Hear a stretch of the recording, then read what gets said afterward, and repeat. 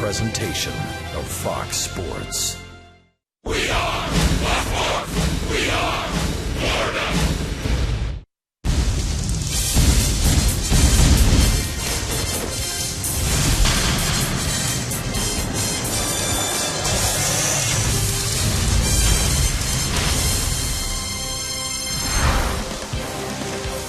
Welcome to Milwaukee, and on this day, Major League Baseball shall not forget. We honor those 9/11. And in Miller Park, the Marlins and the Brewers finish off a 4-game series. I got some Marlin fans coming in. Marlin caps and jerseys. And on the field, the Fish trying to win this series. A chance to take 3 of 4. Jonathan Lucroy and the Brewers snapped that skid last night. Nathan Eovaldi will try to give the Fish a good start, and Mike Fiers from Nova Southeastern gets the ball for the Brewers. Hi, everybody. Rich Waltz along with Tommy Hutton. Well, the Marlins, in making up ground in the wild card, Tommy, have done it against teams that were above them in the wild card. 2 of 3 against Atlanta, 2 of 3 so far against Milwaukee. Obviously, a big swing game here. You never want to put a must-win situation on a game, but you know what? This is a must-win situation, especially when you win the first 2 games of a 4-game series. You'd like to win at least 3. It's been fun here in Milwaukee. The bats have been alive, especially from Marlins center fielder Marcell Ozuna. Yeah, Marcell Ozuna has been absolutely amazing to watch in this series because his home runs have been to all the fields. 462 feet to straightaway center field. Tuesday night, a laser on a fastball from K-Rod to left field, and then last night he went oppo. And I'll tell you what, Marcell Ozuna would like to join a very interesting group of guys. There's that oppo shot last year, and everybody's been impressed around here with his power. Kurt Abbott, Preston Wilson, Miggy, Choi, Hammer, and Stanton. They've all homered in 4 consecutive games. Ozuna has that chance tonight. Look at what he's done on the year. He's got a streak of 3 consecutive games with the home runs. 83 RBIs. That ties him for 5th in the National League. He's been on fire. On fire in the land of beer and cheese. The Marlins finish a 4-game stay here against the Milwaukee Brewers. And for the Fish, a chance to take the series, maybe a chance to get a little closer in the wild card. When we get back, Carl Pavano will break down the pitching matchup. Nathan Eovaldi looking for a win. Hasn't had many of late. Mike Fiers has been the Brewers' best. And they match up next.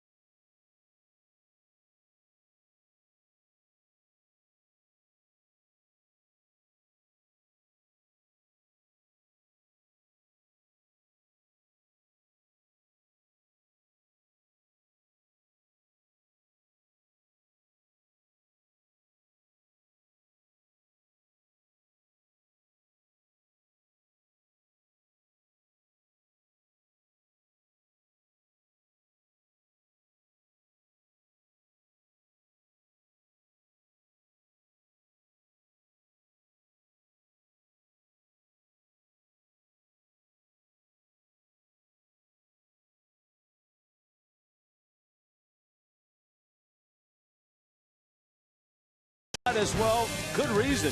47 degrees this afternoon in Milwaukee. Down below, Craig Minervini, Carl Pavano. Yeah, Matt Garza, Rich, taking batting practice with a winter cap on. Not to mention with a little Brewer logo. All right, Carl, let's talk about the pitching matchup for tonight. Nathan Eovaldi, it's a big one for him. His 30th start will hit him first, then the local guy fires for Milwaukee. Nathan's got the stuff. It's all about him going out there and getting some consistency, getting ahead of these guys, making pitches, expanding the zone. He is on a little bit of a slide line right now, but this is a young man, 24 years old. He's learned to, navigate his way in through lineups, and that's what guys do, especially young starting pitchers. It's always a work in motion, I guess you could say. It's very fluid of trying to figure out what works and what doesn't. He's walking less guys this year. Chuck Hernandez, a point to me he made today was, now you got to find out when to throw those balls too, and not just throw strikes. Yeah, exactly. And he's being very aggressive. He's still an above-average pitcher for his age, for his stuff. The biggest thing is the health is there, and the mentality is there. It's just about finding that consistency. He's not the first 24-year-old to go through this. Let's talk about Mike Fiers. He's found something here. He has. What is it that he's found? His numbers are pretty tremendous. From what I see, he has that, as Tommy said, that little funk in his delivery that gives him a deception. And it seems like his secondary pitches, he expand the zone down really well. You'll see today to lefties and righties, he pitches up in the zone on the inner half, which keeps them off his fastball away and makes him chase down. So, and he is a guy that struck out 14 games this year, who doesn't have an overpowering fastball, but he has a little bit of funk in his delivery, changes speeds good enough to change, and he moves the ball around and keeps the hitters guessing, and that's the name of the game. He's 0-2 in his career in a couple of starts, ERA over 5 against the Marlins, but that was then. And the new Fiers has been so good, he was the Brewers Pitcher of the Month in August. He'll make his 7th start of the season in a big game for both teams. Coming up on Fox Sports Florida.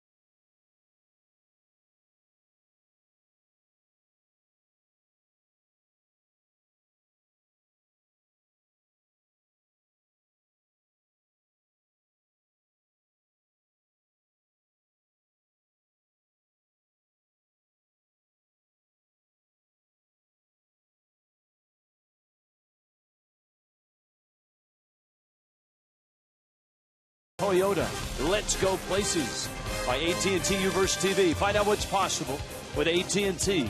Call 1-800-PICK-AT&T, mobilizing your world. By Checkers. Checkers brings big flavor for a small price. Feed your craving for quality for only $1. Cha-ching. And by your South Florida Honda dealers and sfhondadealers.com. In Milwaukee, Mike Fiers, the Deerfield Beach native, on his way out to the mound. This is the Miami lineup that he'll face. Jan Lexus brings it to you. Christian Yelich in left, Donovan Solano at second, Giancarlo Stanton in right, Casey McGee, the former Brewer, in the cleanup spot. Look at the streak and the damage that Marcell Ozuna is having right now in the 5 spot. Garrett Jones is swinging the bat quite well. Danny Echeverria's hit streak is up to 9 games. Jeff Mathis gets a start behind the plate. He hits 8th, and Nathan Eovaldi is slotted 9th. And there's a look at Mike Fiers. We have talked, Rich, about some of the numbers that Mike Fiers has put up. 48 2/3 innings. He's allowed just 30 hits. The one that really stands out to me, the one on the bottom there, opponents hitting 176 against this 28-year-old right-hander. Christian Yelich in the box. Pinch a penny brings you the first pitch. That's a fastball right down the middle. Jeff Kellogg calling balls and strikes. And it's 0-1 to Yelich. 5 hits in the series. Yelich 1 for 3 last night with a walk. The Marlins beaten 4-1 by the Brewers. Game was tight throughout. Yelich takes up. Brewers were able to crack it open in the 7th inning. Big home run by Matt Clark. And then Milwaukee would go on to add a couple more.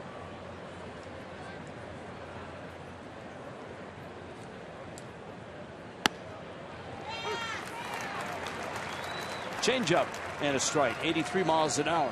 Well, his fastball, because he has such a good changeup, he can work up in the zone with the fastball. Changes a hitter's eye level. And he strikes out Yelich with a fastball. Milwaukee defensively tonight behind Fiers. Well, we've seen Chris Davis every game in left. He's not there. Gerardo Parra is in left field. Carlos Gomez, Ryan Braun's back in the lineup. Ramirez and Segura on the left side. Scooter Gennett's had a solid series. And you knew Matt Clark could be back in there with his first Major League home run last night. Jonathan Lucroy behind the plate. Donovan Solano, then Giancarlo Stanton here in the first. And Fiers with a fastball, a strike.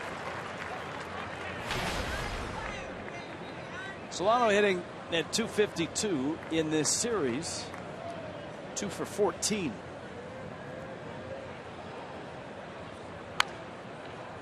And off his foot, he rolls one out to Aramis Ramirez at third.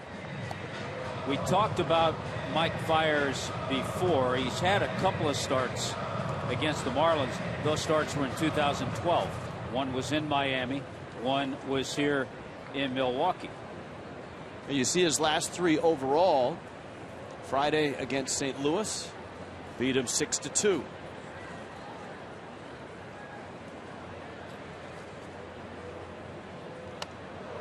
Fiers, who is making career start number 32, doesn't have a lot of individual matchups against Marlins in the lineup. The guy that's had the most at bats is Garrett Jones. Jones 1 for 10 against him. Solano 1 for 3.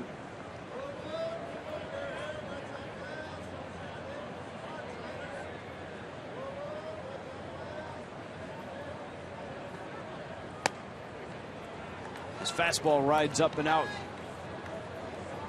Well, the scouting report looks like this. Early deception with the way it kind of tilts back. Excellent curveball. We've seen the changeup too, and he will throw some cutters.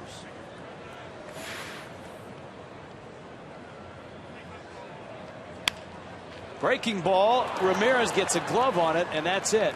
And Solano's got himself a hit. An infield hit. Aramis Ramirez getting a piece of it. Look at this breaking ball hang up in the zone. Boy, when you're a hitter and you see that breaking ball above the belt, your eyes light up. Solano's eyes lit up, and he was able to get it past very solid third baseman Aramis Ramirez. Now Giancarlo Stanton, who opened this 4-game set with a home run in game 1, has been pitched very carefully the rest of the series. He was 0 for 2 last night with a couple of walks. He swings and misses at a fastball. Yeah, Giancarlo in the series, the 1 home run, 1 for 10. You see the numbers, but he's walked 4 times.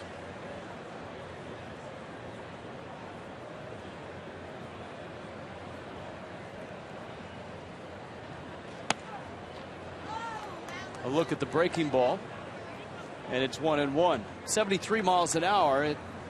I don't think it's in the lollipop variety, but it certainly is a lot slower out of the hand than you're accustomed to. And so far, it doesn't look like he has a real good feel for it. He's left a couple of them up.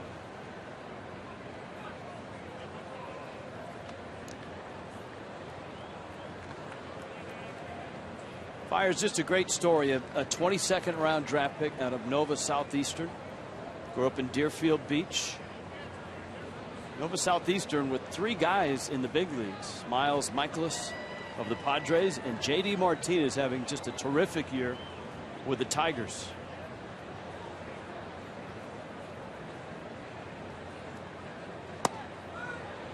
Fiers has a reliever-like pace working out there. He's not a guy that works quickly. No, and it doesn't look like he's real quick to first base either. You try to get a read on his move over there.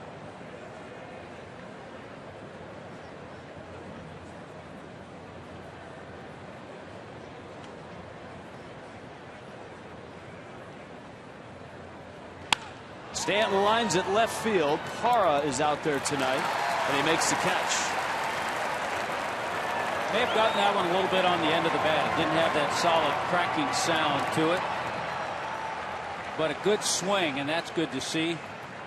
Giancarlo was on this ball, I think, a little bit too quick. There was that cutter, and the last minute movement just took it away and took it on the a little bit more near the end of the bat. That's why he didn't hit it all that solidly. And the cutter's a pitch that's really helped Fiers this year. Well, since being called up from the minor leagues, Fiers has been terrific. Here is Casey McGee. 3 for 10. The home run, of course, a dramatic one.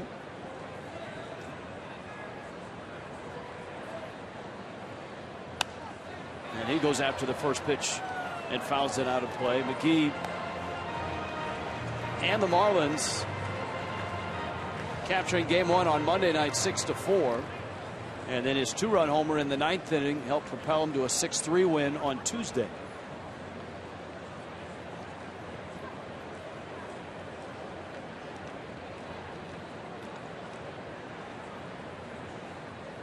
Solano chased back. You saw Matt Clark, who homered yesterday, getting the start at first.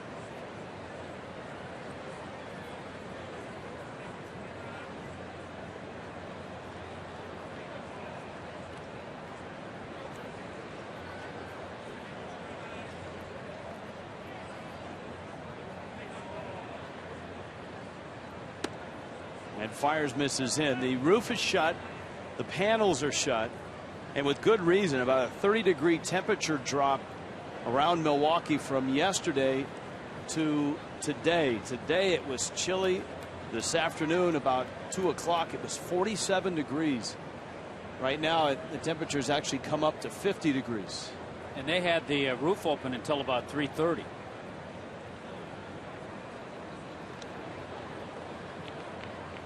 Yeah, it was a real shock when you walked outside the hotel today. This is a great hitter's ballpark for a lot of reasons. Maybe a little less with the roof closed and the windows closed and the temperature in the building a little lower. This is not a climate controlled facility.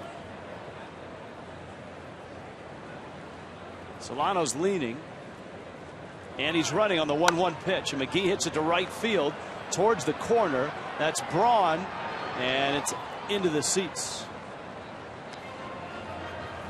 Count 1-2. Miami starting Solano on a 1-1 pitch. Donovan has just 1 stolen base this year, but he had a nice jump.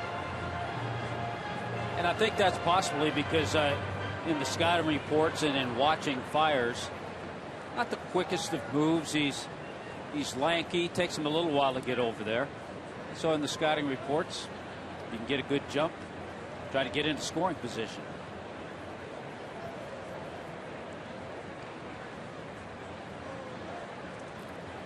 See if he runs 1-2. Not running. And it's on the outside part. Strike 3 called. Fiers strikes out McGee. And this game underway in Milwaukee. That one right on the black. Final game, 4 games set and scoreless.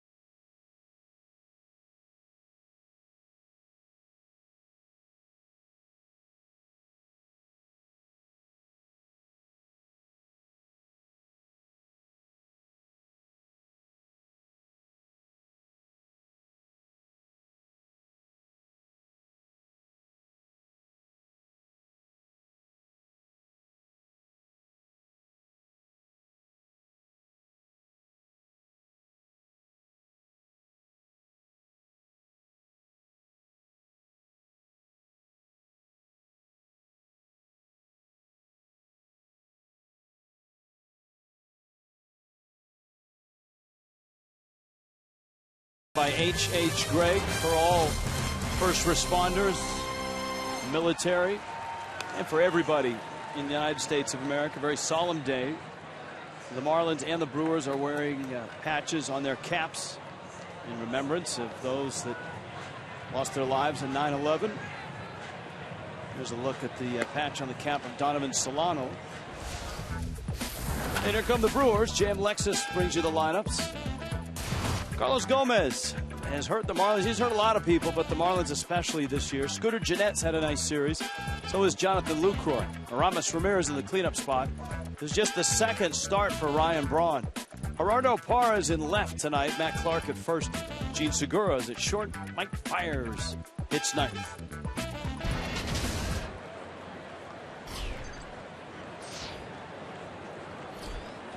Carlos Gomez meets Nathan Eovaldi. Thought for a second there Nathan was going to give us a Henderson Alvarez with a slow windup. All of a sudden he started the windup and then paused because he wanted to go over something with Jeff Mathis.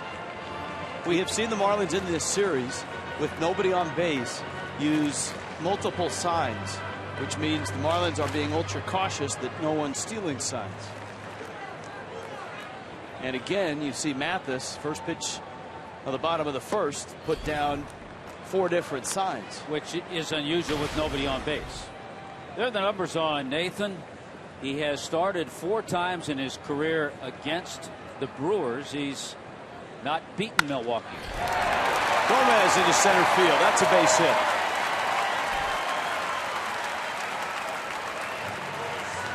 Well, you saw those season numbers. 13 for 26, 500 now this year is Carlos Gomez against the Marlins. Scooter Gennett now. Brewers have been very aggressive in running, though you have a different combination both on the mound and at the plate. You've got Eovaldi with quick feet. He's really tough to steal on, and you've got Mathis behind the plate, probably a little better at catch and throw for the fish. Yeah, last night you saw Gomez pick up his 30th stolen base of the year. It was also his 200th of his career.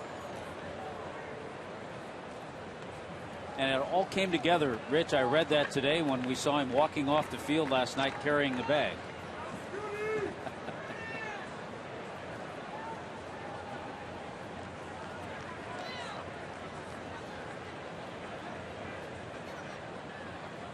Had just 1 stolen base allowed all year by Eovaldi.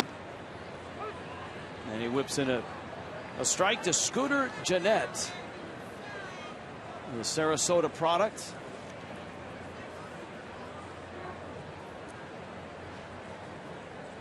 Jeanette, a rapid rise through the minor leagues. Well, you got a Sarasota High School second baseman. You got a Deerfield High School pitcher for the Brewers. And Jeanette fouls the bat.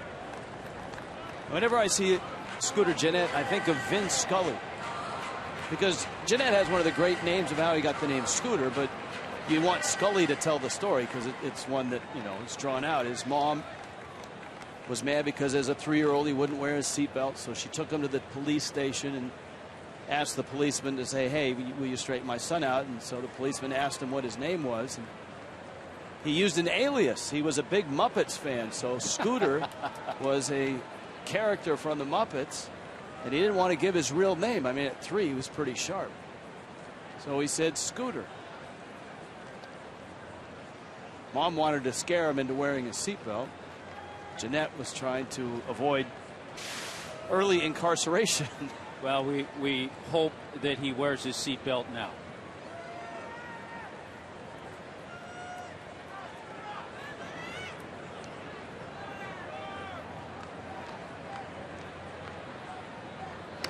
See, don't you agree, though? That's a story that Scully could draw out over the course of a game. See, you got that story in a pitch or two. And Vinny may have taken a half inning to get it in, maybe 2 at bats. Maybe someday I'll attempt it in his voice. Maybe late night when we're in L.A. Soft liner, Solano has it, and the Marlins are going to get a double play. That drew Solano towards the bag, and an easy double play and an easy segue to Miami's defense. Always good to get a quick double play that way. Here's the defense tonight with Yelich, Ozuna, and Stanton. McGee, Etch, Solano, Jones are on the infield, and Rich was talking about Jeff Mathis doing the catching. So he's calling the signs for Nathan Eovaldi tonight.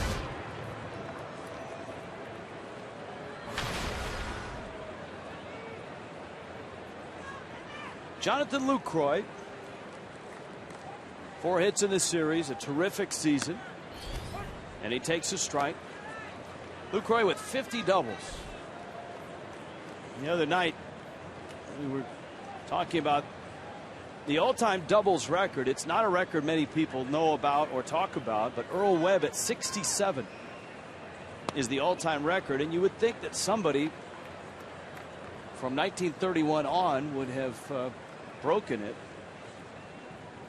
but the closest modern day player was Todd Helton, 60 in the year 2000. Yeah, when you brought that up, I started thinking about some of the older ballparks. I mean, years ago you go into the Polo Grounds that certainly was convenient for triples, and so and doubles as well. So you'd have to have a ballpark like Coors Field, Marlins Park, great park for doubles and triples. But yeah, you would have thought more would have gotten at least over that 60 mark.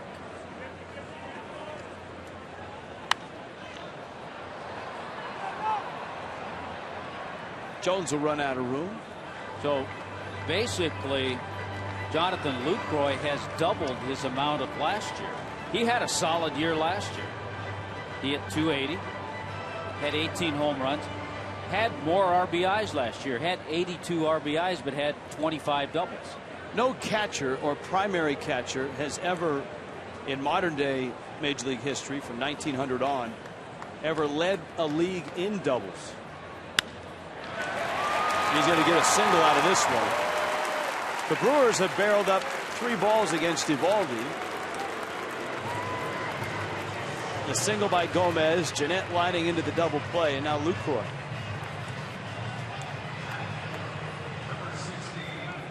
I thought it was interesting, and I looked it up on Marlins Live. Carl Pavano talking about, and we mentioned it all the time with the young pitchers. Nathan Eovaldi's 24. And I looked up Carl Pavano when he was 24. And Carl, we'll have to check with him, probably had some injuries because he had 15 starts that year for the Montreal Expos. He was 8-4 at an ERA over 3. Well, wins have been tough to get for Eovaldi. Last 13 starts, 1-7 overall, and an ERA right around 5. Ramirez, the veteran third baseman,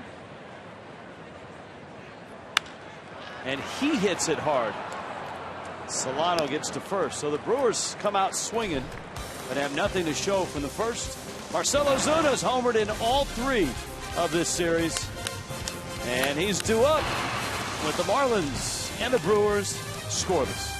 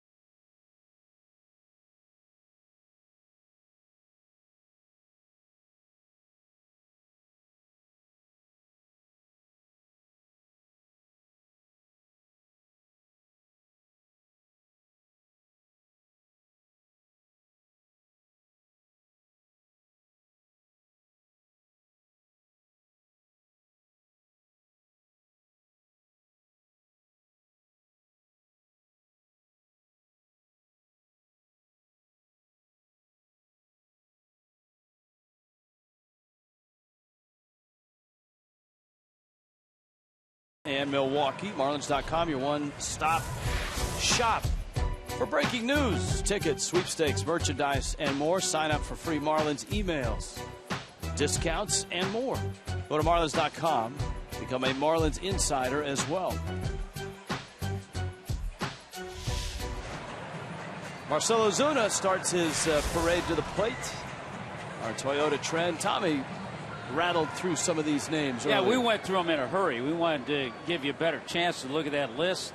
Abby, Preston Wilson, one of our colleagues, Biggie, Aesop Choi, the Hammer, and of course Giancarlo have all homered in 4 consecutive games, so Ozuna has a chance to join that list.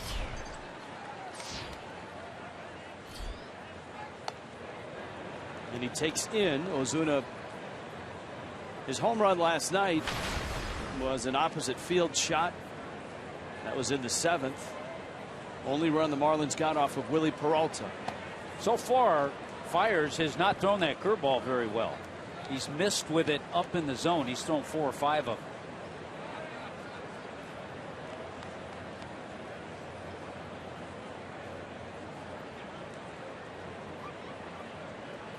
Ozuna now with 22 homers on the season. That fastball is out. Think about a guy like Mike Fiers having a good year in AAA. If not for the injury to Matt Garza, he may not have gotten a chance. He may have been working out of the bullpen as well. And while Rome has burned around him, Fiers has gone 5-1 with a 1.94 ERA since being called up. And starting pitching has been a big problem for the Brewers during the tailspin. So I kind of like this matchup. You have Mike Fiers pitching to a guy who's been on fire. You've been waiting all day for that, haven't you? I'm glad you got it out of your system. I got it out early. Yes. 6 games hit streak as well for Ozuna. That's what happens with 4 days in Milwaukee. That and about 5 pounds. Here's the 3-2. Ozuna scorches one. Ramirez On to first in time. Boy, that was hit hard. Yeah, you talk about the injury and the opportunity. And Fiers, since arriving, has been a guy that every 5 days Ron Renick can count on, and there hasn't been much else he can count on over the last 15, 16 days. And look at that whip, 0.74. So he's been keeping guys off the bases. He hasn't been walking many, not giving up many hits. Garrett Jones. See, I look at stuff like that. Jones has been on a nice run. He was 1 for 4 last night. But a homer and 3 RBIs and a couple doubles in the series. We told you he has a lot of at-bats comparatively to everybody else against Fiers, but he's 1 for 10. That one was a home run.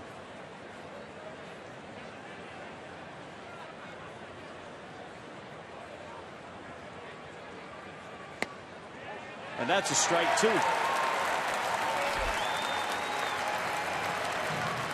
Throws him on a fastball. Fiers has struck out 3.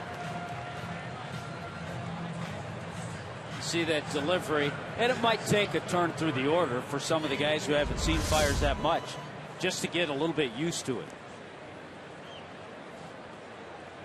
Echeverria now. Danny Echeverria. See the 5 hits in the series, a 9-game hit streak. And he takes in, he's got his average at 280. 18 doubles, 10 triples.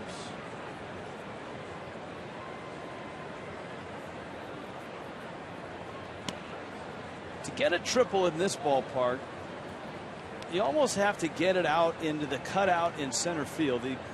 The way this building is constructed with the 2 steel supports that go up either side of the scoreboard, they had to bring the fences in from center field. And you see the little bend as they come in, and you see the supports above it.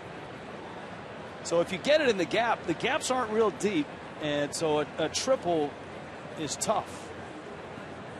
But if it gets by the center fielder and takes a kick off one of those corners, then it's game on.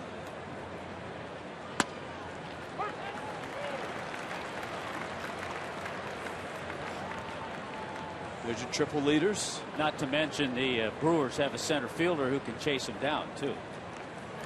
With the very best of them, and Carlos Gomez. A high fly ball to right. Brian Braun is under it, and he makes the catch. 1, 2, 3 go the Fish in the second.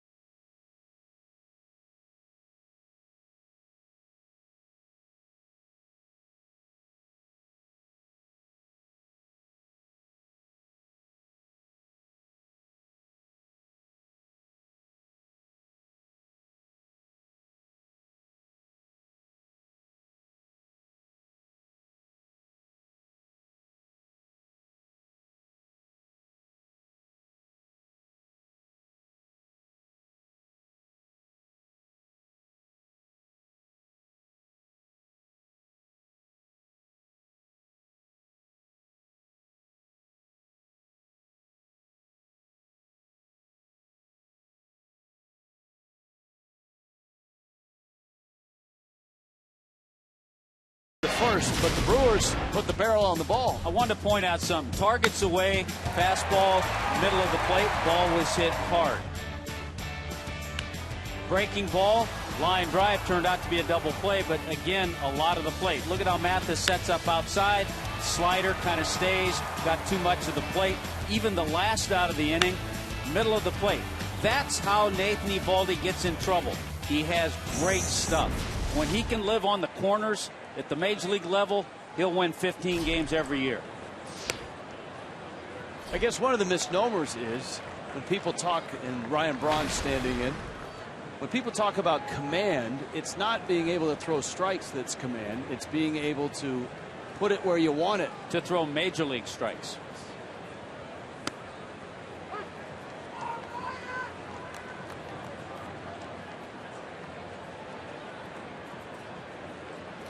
That one right down the middle.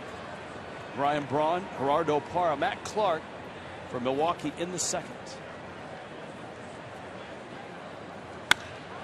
Braun drives it right center field and deep and gone.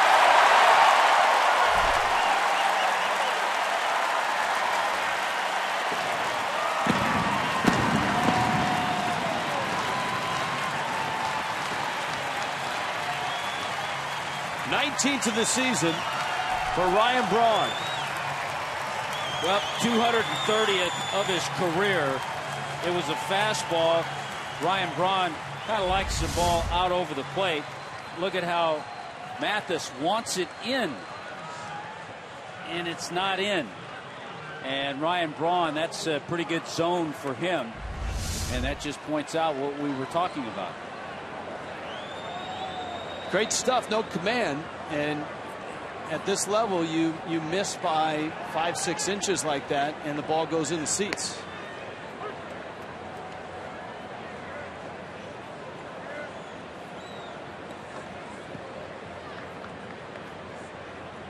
Parra's got 3 hits in the series. Versatile outfielder. Brewers have used him to spell Braun.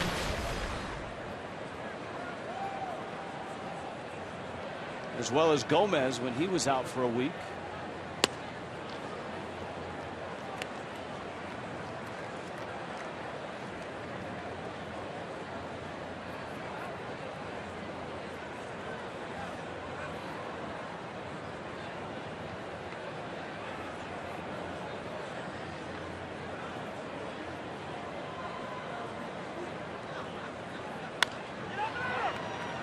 Jones over to get it. Eovaldi gets to first and gets the out.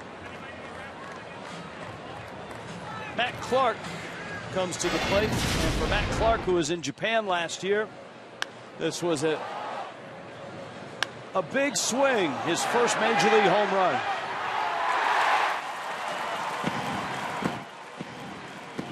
And just the second home run that Sam Dyson has allowed. And a second inning visit from the Gecko. I don't really remember much of it. I think they gave me a concussion when I walked through the dugout. It was definitely an awesome feel. What it was like to hit his first big league home run. Sounded like he may have busted his bat. Solano gets the out at first. You know, that's so interesting. The quote from Matt Clark. Here's a guy who hit 25 in Japan last year. And we had mentioned that 3 previous years he did over 20 in the minor leagues, in AAA. There's a concussion. That's how you get a concussion. They'll make a rule about that soon.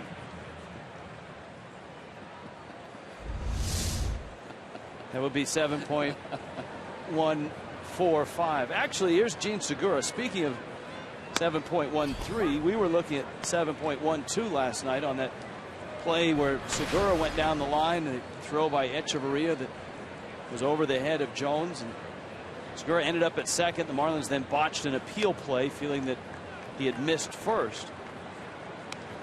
The odd part of it was the Marlins were appealing to first base that he missed the bag, and to get the umpires in New York to review it on video, you have to go through the appeal process first, and the Marlins did that.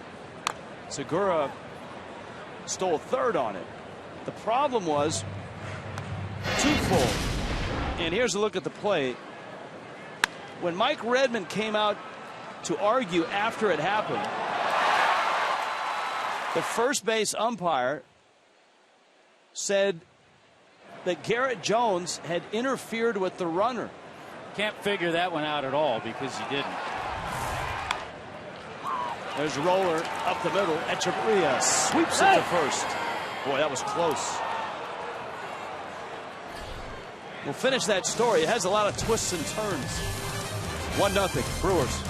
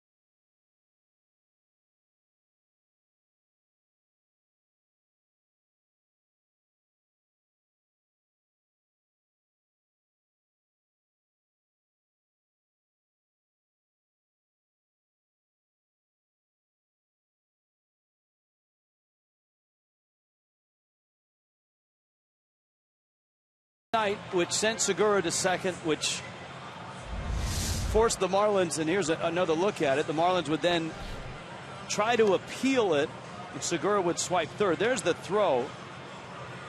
Segura went by first. The Marlins felt he missed first base, so the Marlins appealed.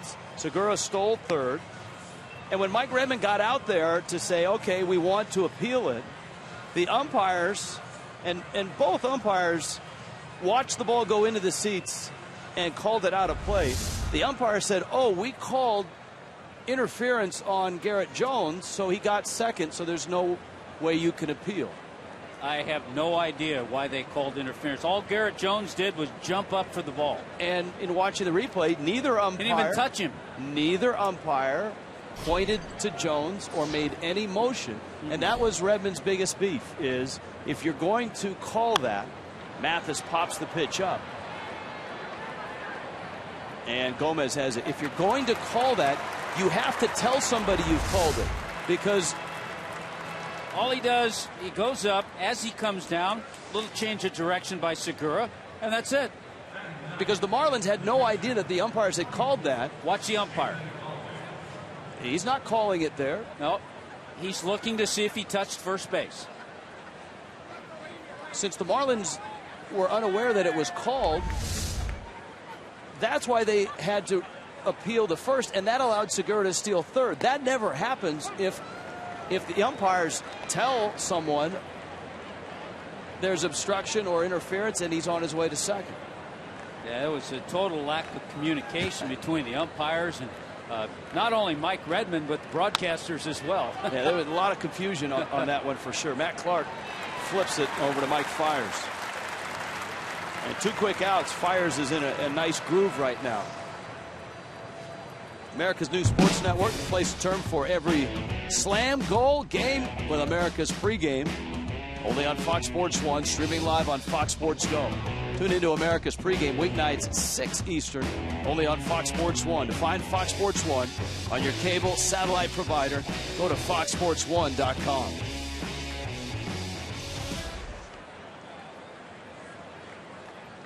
Here's Yelich.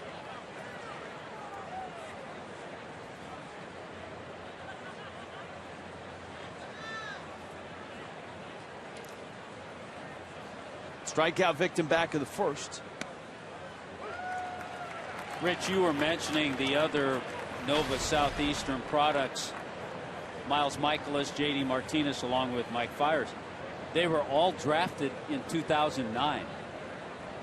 Same year. J.D. Martinez, by the way, will be inducted into the Nova Southeastern Hall of Fame this November.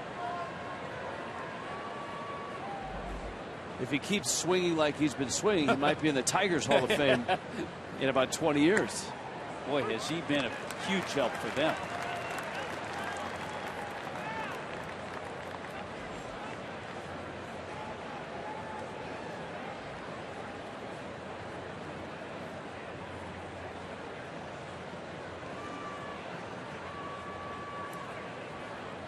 Fiers shaking off sign after sign.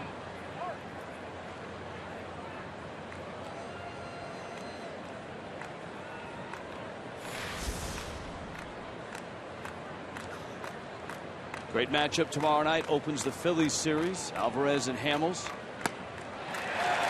Mike Fiers has been brilliant so far tonight. 4 punch outs and just an infield hit.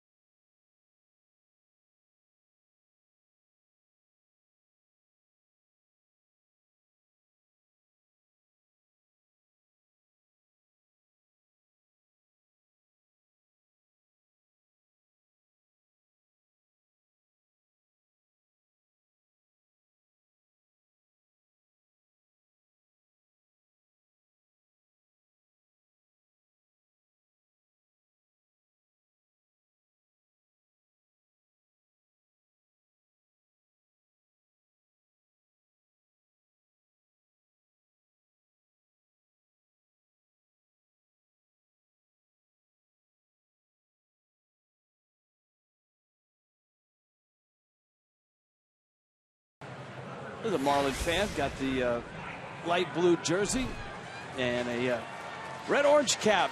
Maybe he'll be the AT&T fan photo. Tweet your photo, hashtag it FL fan photo, and you just never know. Blue ribbon panel's been unpredictable, Tommy Hutton. Yeah, it's hard to get a good read on the blue ribbon panel. Fiers, Carlos Gomez, Scooter Gennett.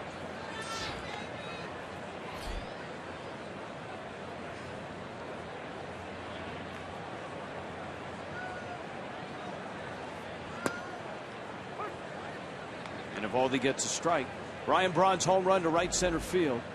The only run for the Brewers.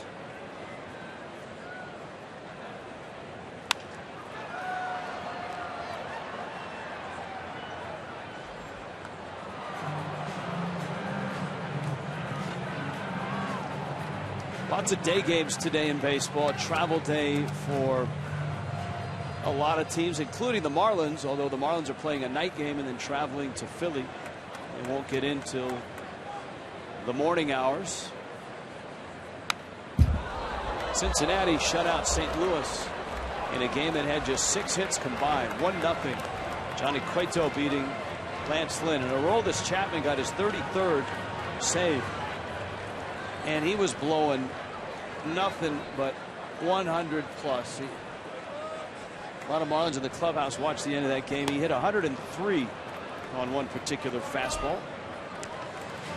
And Lance Lynn, an 8-inning complete game loss. So he threw as well as Cueto. Johnny Cueto winning his 18th game. 18 wins, a 2.15 ERA.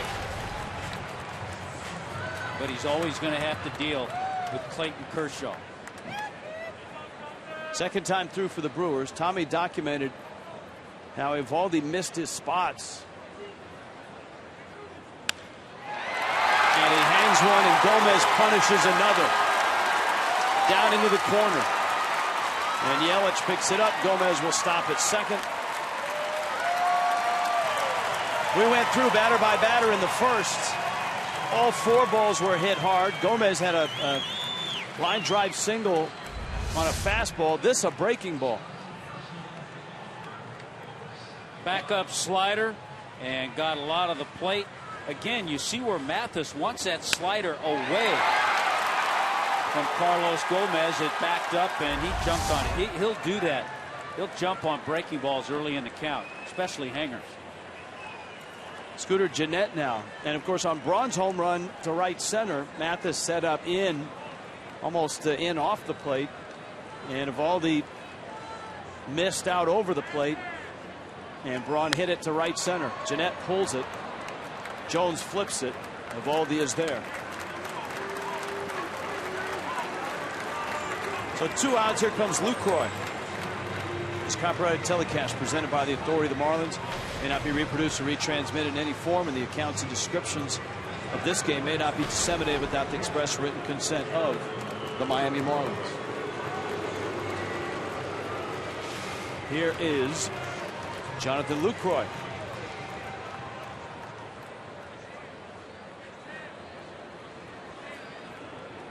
So the Reds beat the Cardinals. The Giants beat Arizona 6-2. With Jake Peavy getting the win. And in the wild card world, the Giants continue to have that first spot. First position. San Francisco entered the day 2.5 behind the Dodgers.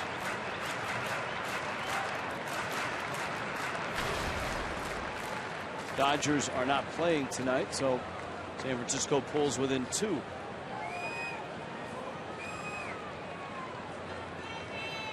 But those 2 teams getting ready to face each other. Dodgers in San Francisco for a weekend series against the Giants. You know, just looking at that box score, and boy, you have to keep your eye on Buster Posey, 3 for 5 with an RBI. He's gotten his name in that MVP talk.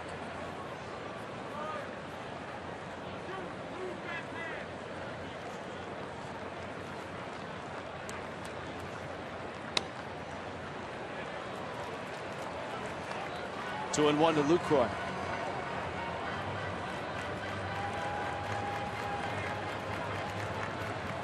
Cleveland won a couple of ball games today. They swept the Twins 8-2 and 2-0. They're still a ways back in the American League wild card race.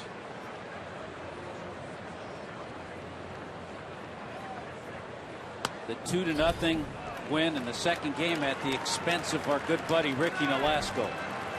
Ricky pitched well for Minnesota, 7 innings, gave up 6 hits and a run, but a 5-11 record and a 5.64 ERA. But pitched well today, but lost that close game.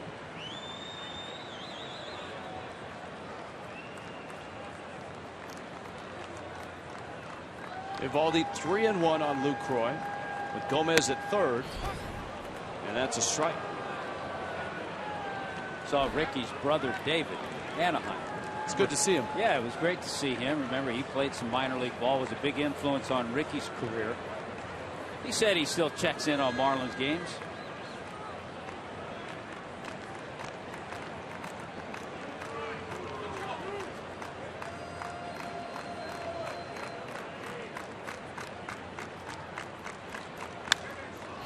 We've been watching Robin Yount the entire series. You see the sign behind home plate.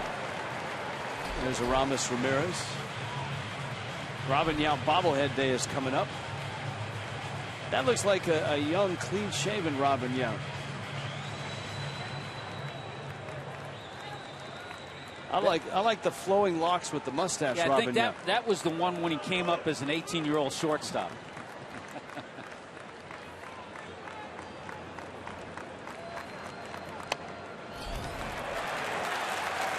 Lucroy walks. And here comes Aramis Ramirez.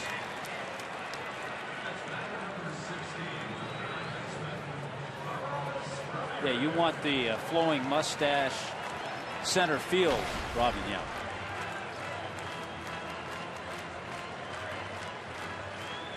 Milwaukee with 4 hits.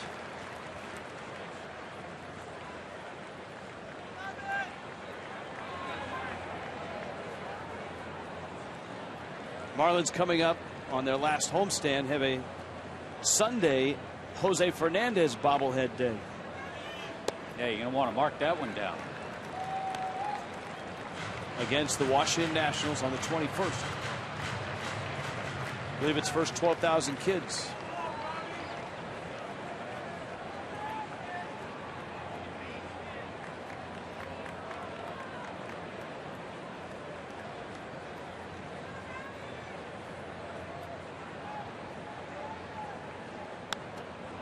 Little check swing. Eovaldi gets a strike, and it's 1-1.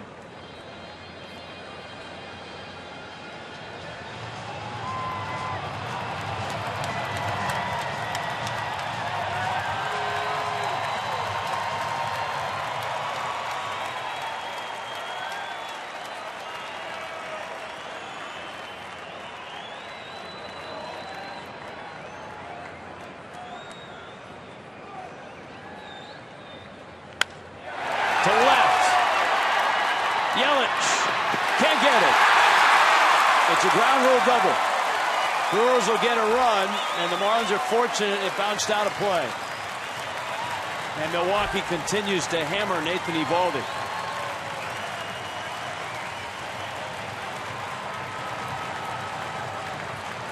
This looked like a fastball that Aramis Ramirez hit. It looked like a decent pitch. That's exactly where they wanted it. That time, Nathan did not miss his target. He made a pretty good pitch, but you know what? Ramirez was probably looking for it and was certainly ready for a fastball in. And he got enough of it just to get it out of the reach of Christian Yelich.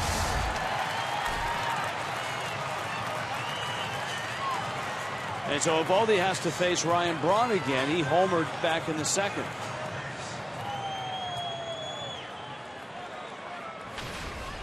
So a 2-0 Milwaukee lead.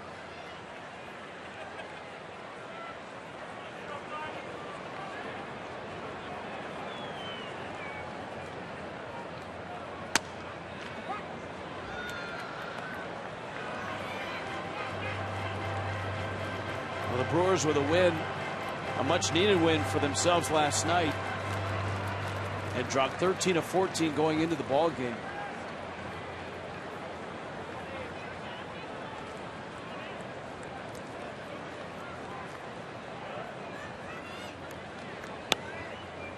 And despite the nosedive or tailspin, or however you want to describe it, they find themselves a game and a half back. Pittsburgh in that second wild card spot. And the Pirates. Well, the Pirates now with a 4-0 lead in Philadelphia. Marlins are headed there after this ball game to Philly.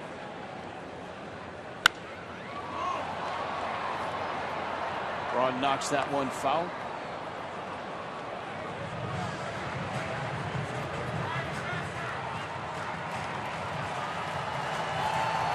Ryan Braun's year, not the numbers that Brewer fans have grown accustomed to leading into last year. Last year shortened by suspension, violating Major League Baseball's drug program. 65 games. This year the 18 homers. No, 19 homers with the one he hit in the second. 27 doubles.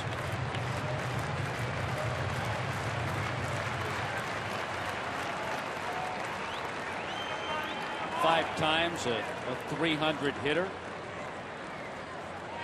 5 times 100 RBIs.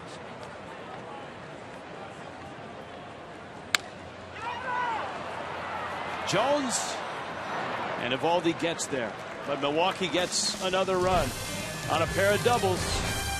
2-0.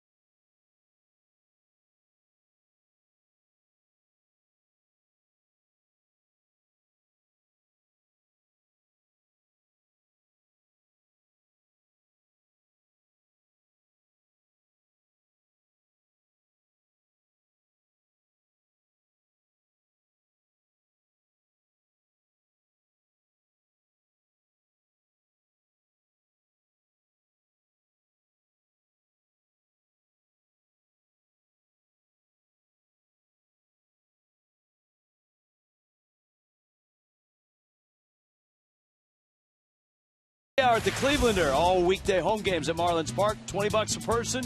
You and your group get a game ticket in the Clevelander, free drink and food specials. Happy hour begins when the gates open. Restricted to guests 21 and older. Now, you don't even have to know how to dance, but it helps. Just go to marlins.com/groups. You know, you have a partner like that, it doesn't matter if you can dance.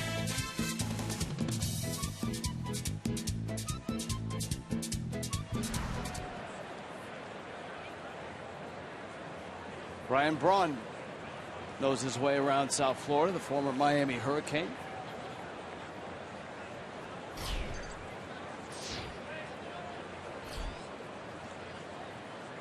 Donovan Solano.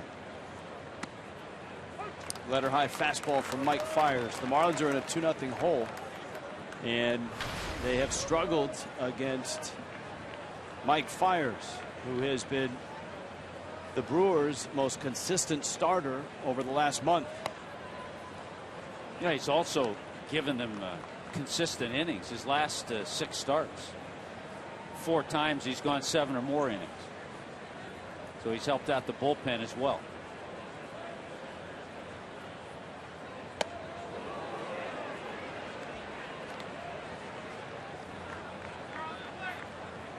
Solano, Stanton, McGee in the 4th in Milwaukee.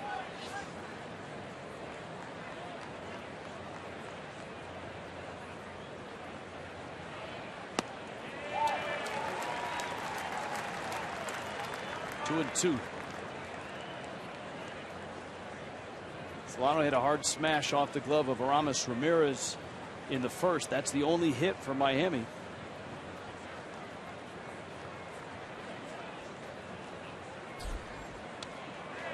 Did it get him, or did it get the bat?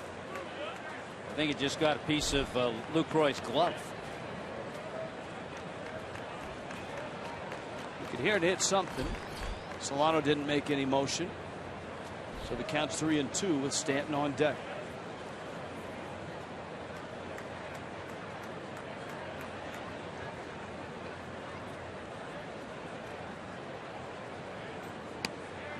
It's out.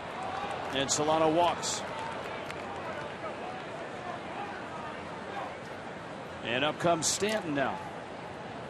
Coors Light Cold Hard Fact. Marlins and Brewers. With a win tonight, Marlins will clinch their first season series over Milwaukee since '08. It's a big swing game for the Marlins. It's a 4-game series. Marlins won the first 2. Brewers won last night and lead 2-0 early. Stanton lined to left. His first time up.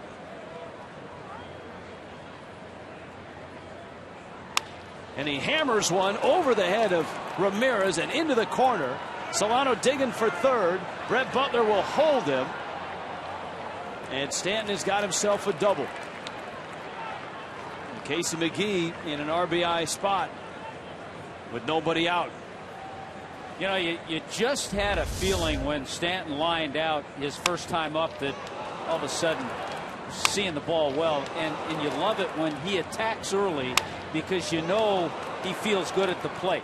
And first pitch swinging, he hit a bullet over the head of Ramirez.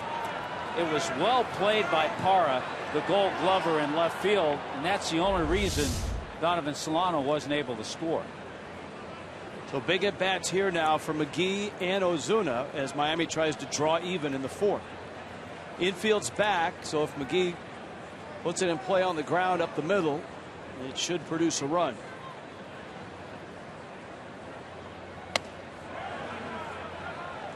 No swing. And remember, this is one of those situations, even a ground ball to the right side, which would not only produce a run, it would move Stanton over to third, still with 1 out, if that ball were an out.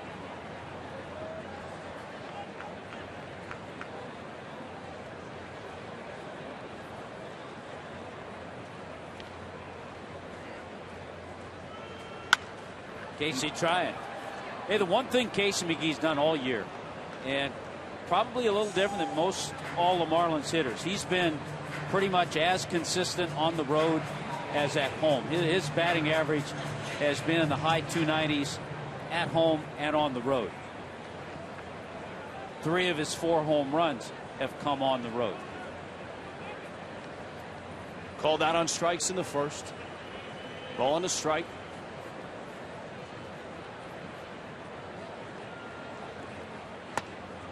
And Fires knows that McGee is trying to go to right. He's crowding him with that fastball. It's 2-1.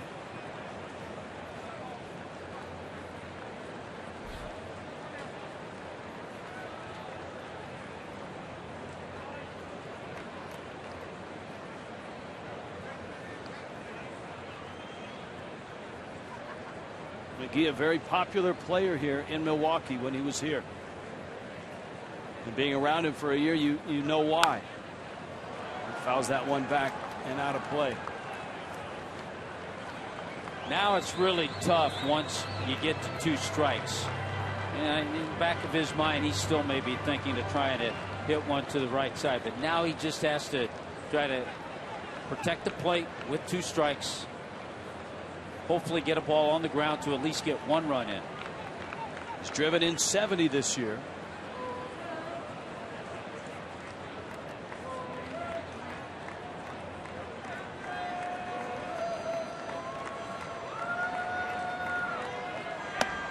And he struck him out. He went up and in, and that is a big out for Mike Fiers. That's what Fiers has been doing so well, because he has that curveball as a weapon. He can go up with fastballs. He's gotten a lot of hitters to chase him. It was out of the zone, but with that delivery and also with the fact that he has that breaking ball, hard pitch to lay off of, especially in that situation. So Fiers gets a veteran hitter in McGee. Now he's got a young hitter in Ozuna, who hit a hard ground ball to third back in the 2nd. Infield still back.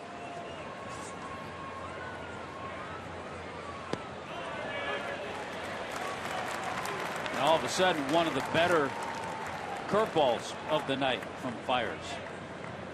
Runners at third, less than 2 outs. We saw Ozuna's numbers. Solano a walk, Stanton a double. But Miami needs some contact here to get a run home.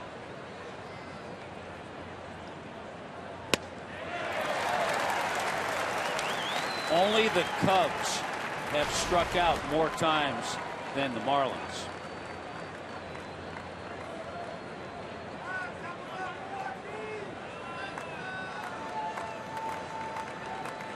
Well, Mike Redmond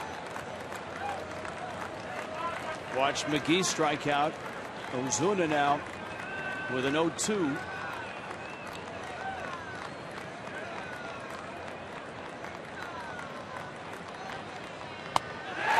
Ozuna. Almost the same pitch, which he got McGee.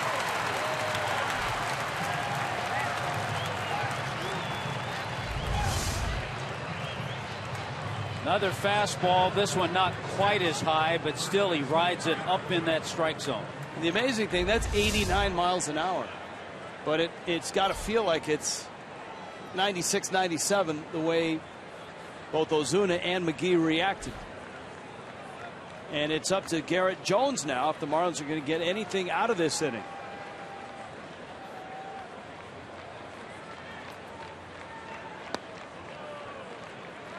This is always an at-bat that fans remember. If Garrett Jones makes an out, they'll remember the last out. But the first two hitters, Casey McGee and Ozuna, they're the important hitters in the inning with nobody out and then one out at the time.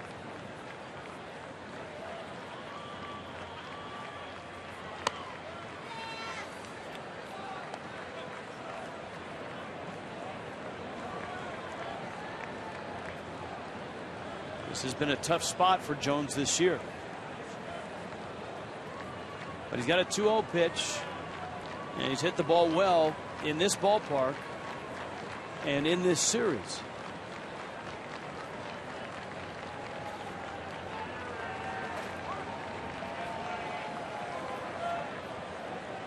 Well, we've talked about it. 8 career home runs for Garrett Jones here at Miller Park.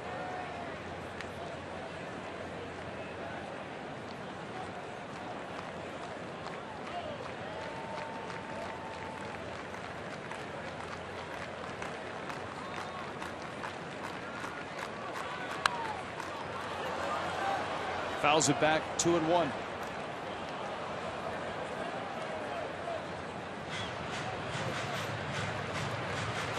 A cleaner shaven Mike Redmond. He said he kind of got the scruffy look because the ball club had won the first couple of games. They were playing well. He decided to go clean shaven for this one.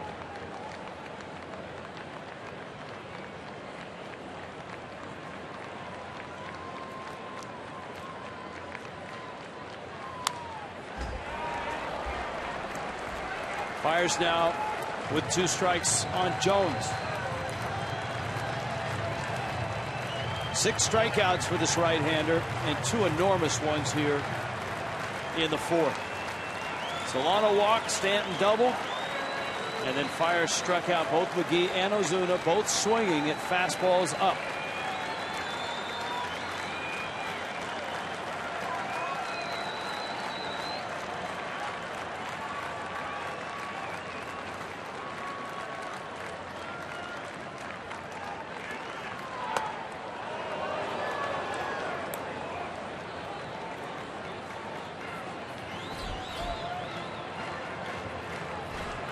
Echeverria on deck.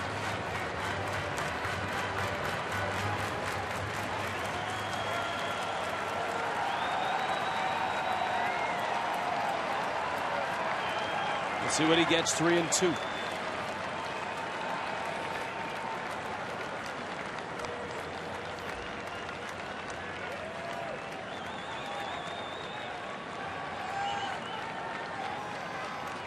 The 3-2. In the dirt. Bags are loaded. Echeverria coming up. I think Fires certainly knew he had first base open, a left-hand hitter up there, and he was trying to make a perfect pitch. He didn't. Now he'll go after Echeverria. Echeverria, a fly ball to shallow right field, his only time up.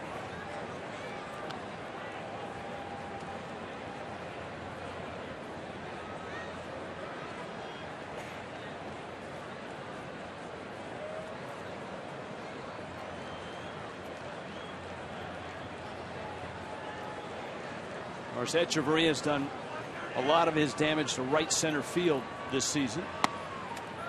He takes a strike. And a tough thing that can happen just happened. You take a borderline high strike and it's called a strike.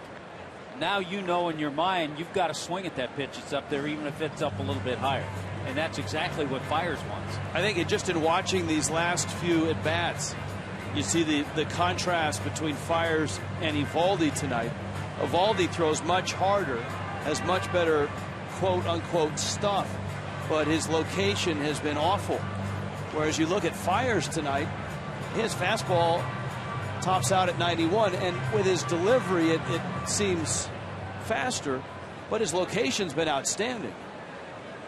I mean, especially in the strikeouts of McGee and Ozuna, and even pitching around somewhat or trying to make the perfect pitch to Jones.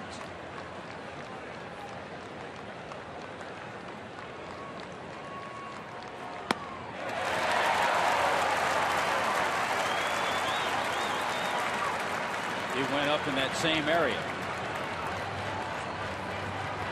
And that's a tough spot for Echeverria that likes to go up the middle or go to right field. Now he's 0-2. Got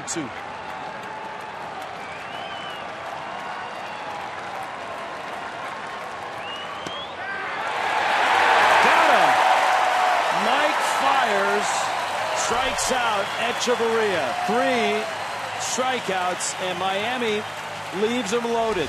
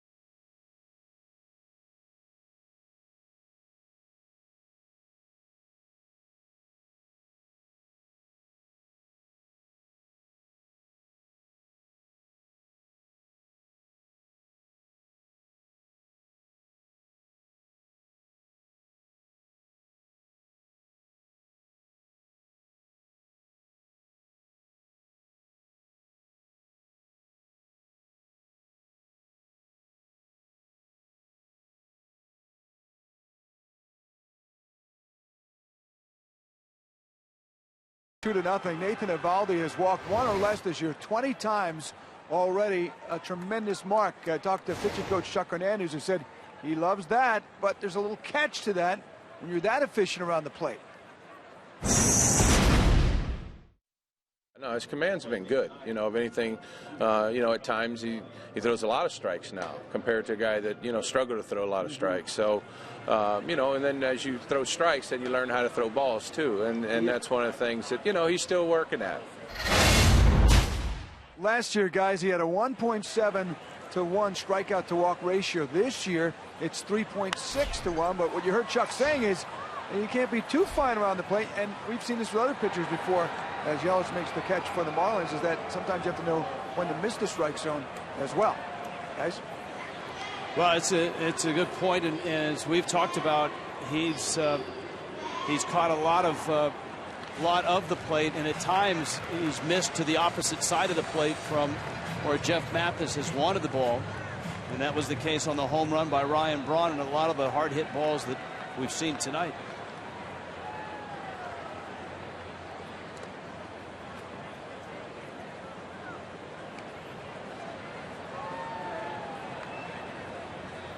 Most hits allowed in the National League. Mike Leake at 200, but Eovaldi, likelihood will pass him here. That's a really interesting list, because if you think about it, those guys on that list are all pretty good pitchers. Mike Leake, certainly. Aaron Harang having a tremendous year. Pitched a good ball game for the Braves last night. Kyle Kendrick, the Marlins certainly know him. They'll see him this weekend. And Steven Strasburg on that list. That's not a bad pitch, by the way, from Nathan Eovaldi.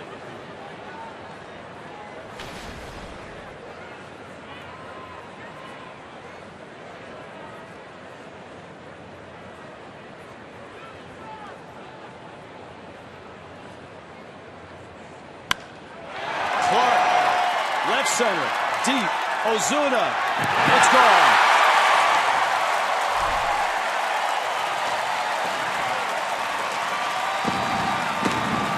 The ballpark that he played in Japan was enormous.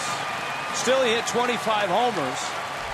Gets back to the big leagues here and has his first 2 major league homers in 2 consecutive nights. Well, he has power when you see him hit home runs this way. Again, a fastball up out over the plate. When you see a guy go opposite field. So Matt Clark certainly has big league power.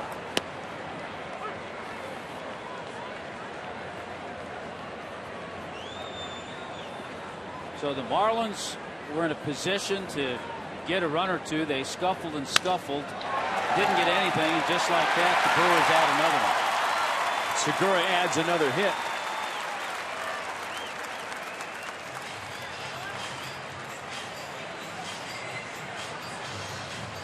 And Fiers comes to the plate.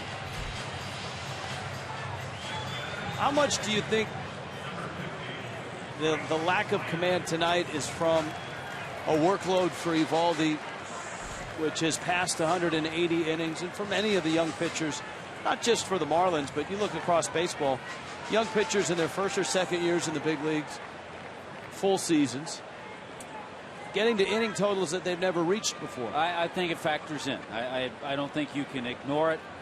I think it certainly factors in.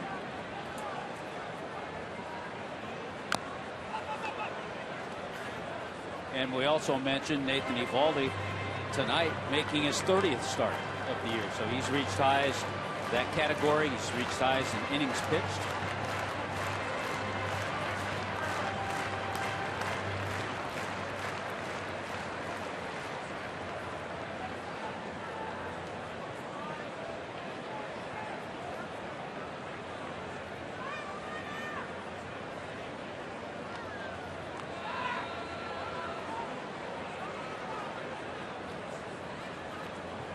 Fiers trying to push Segura up to second base.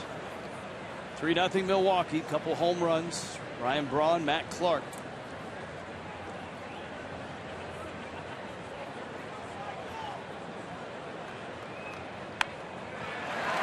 The bunt's a good one. Jones gets the out. 2 outs, and here comes Gomez, who's 2 for 2. AT&T U-verse Rewind. Last time Nathan Eovaldi started here, it was the old Miami Marlins from the late 50s. The Satchel Paige uniform last year.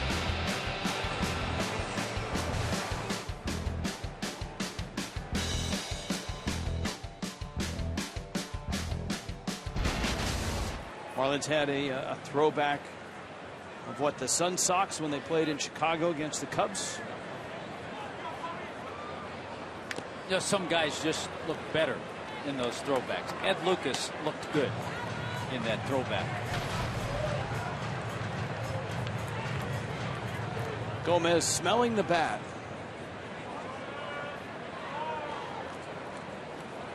Not in homage to Spinal Tap, Smell the Glove, but many hitters, when they foul a pitch back, will try to smell the bat, see if they can smell that burned wood, that burnt hide off the ball.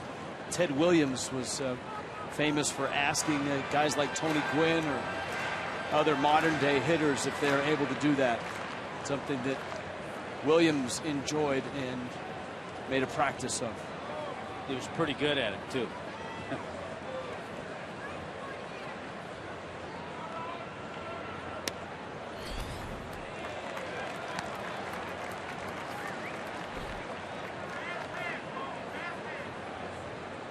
Gomez, 2 really nice at-bats.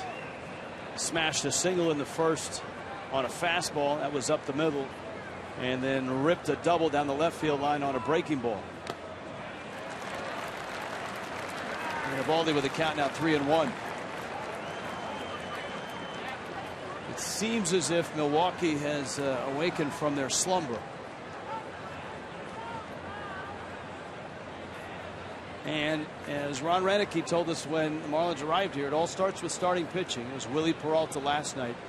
Mike Fiers, who pitched out of that jam in the top of this inning. They've set the tone, and Gomez is on his way to first. Scooter Gennett now.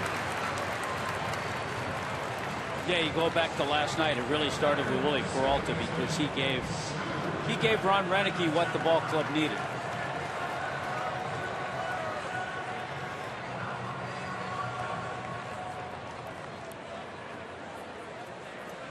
A lot of time left in this game, though.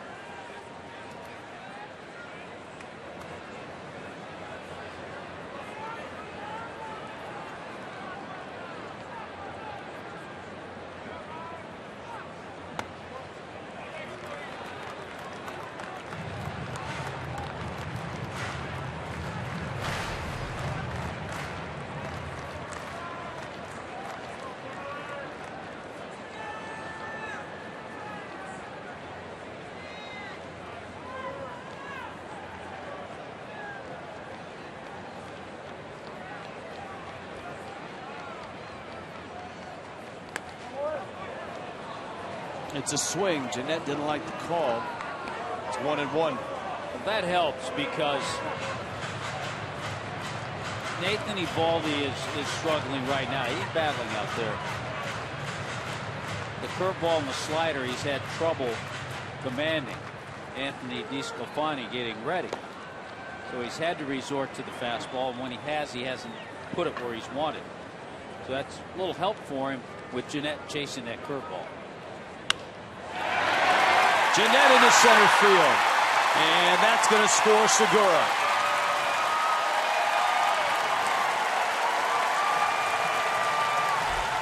And Milwaukee makes it hurt. It's 4-0.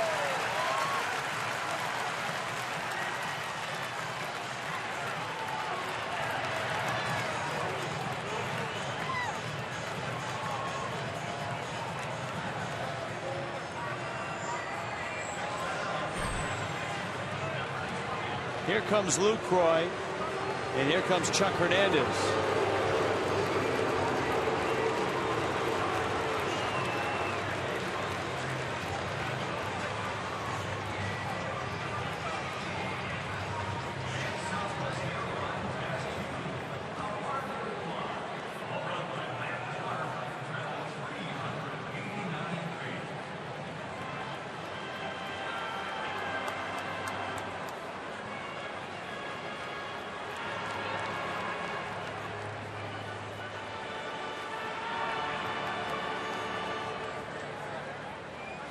Frustrating tonight for Eovaldi.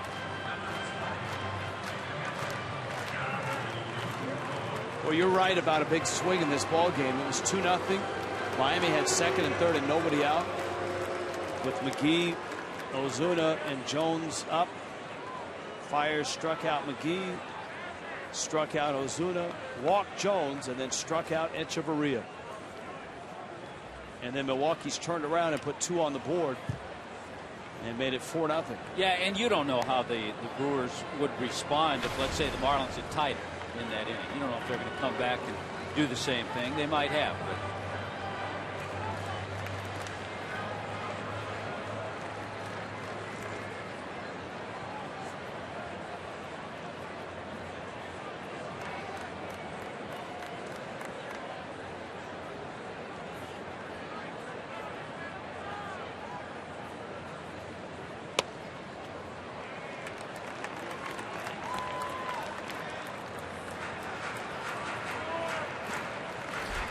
can see the frustration on Eovaldi's face.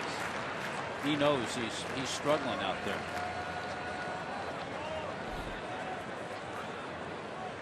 Well, he's fighting to stay in the game right now.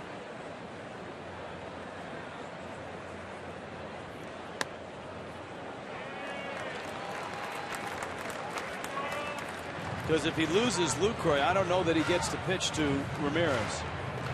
DeSclafani has heated up. It's the point of the season where you can't let a game get too far away, especially in the bottom of the fourth.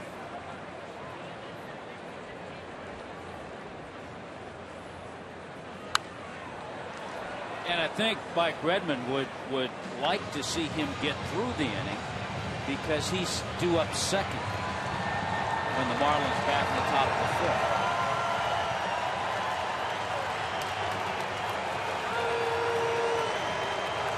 Two and two.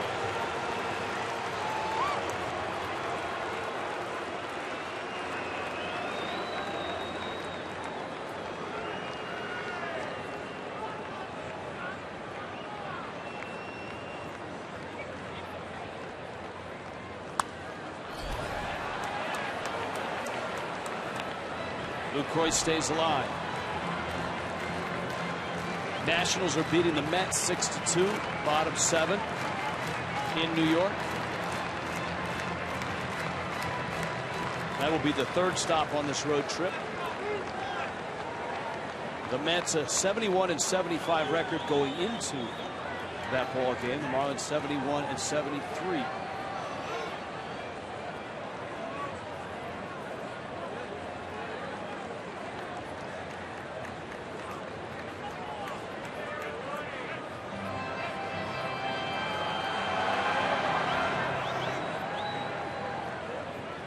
Rays are beating the Yankees 4-0, and Alex Cobb just lost a no-hitter in the 8th inning.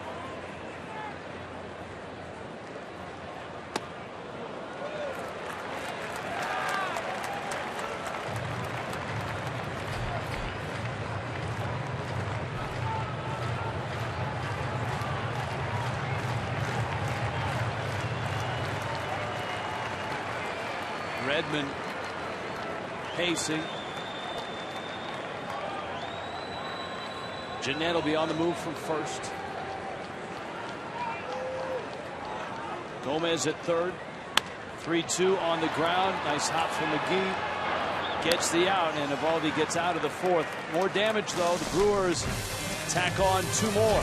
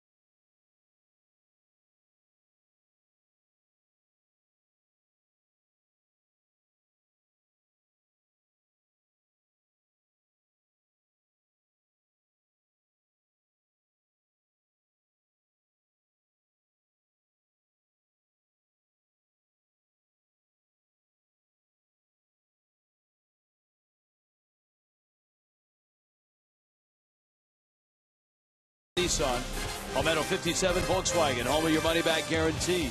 And by Rand Eye Institute, imagine clear, focused vision without the hassle of glasses or contacts. For more info, go to randeye.com.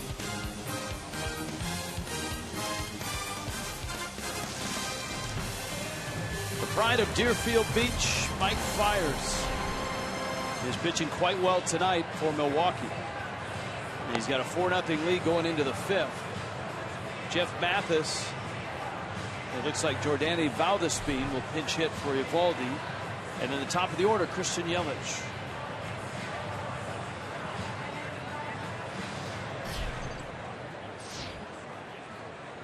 Jordany Valdespin in the on-deck circle.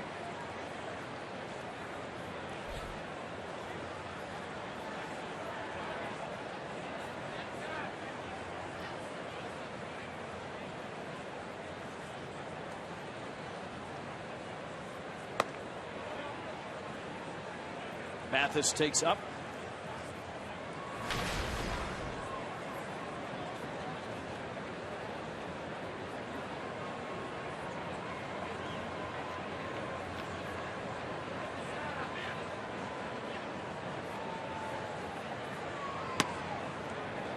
No, it hasn't been an easy route for Mike Fiers to get to the major leagues either. Well, he was in college. He was in a nasty car accident. Multiple injuries. Took a line drive off his forearm last June. Broken forearm. He had a rough year last year. Yeah, it was. Lost his mother.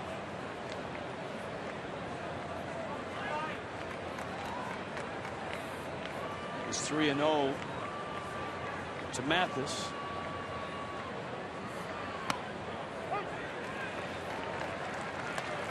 And it's 3-1.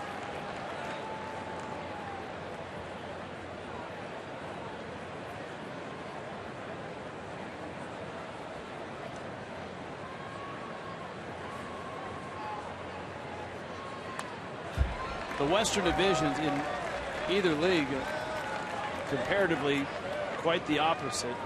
The Giants in finishing a sweep of Arizona today are 2 back of Los Angeles. Oakland lost this afternoon. The Angels are winning, and if the Angels win tonight, they'll have a 10-game lead in the American League West. That happened quickly, didn't it? Yeah, they have gotten on fire offensively. So much so that Albert Pujols hit his first triple in 4 years last night. He was, last I checked, was a homer away from the cycle last night. Yeah, he's gone over 2,500 hits. Shoemaker, who the Marlins saw in Anaheim, won his 15th game. The Angels have a 4-1 lead over Texas midway through that one. Mathis walks. And so the Marlins have a leadoff runner aboard here in the 5th. Major League Baseball returns to Fox. Yankees and Orioles. And then on Fox Sports 1, Padres and Diamondbacks. It starts at 12:30 Eastern on Fox. Continues 7:30 Eastern on Fox Sports 1. Streams live on Fox Sports Go.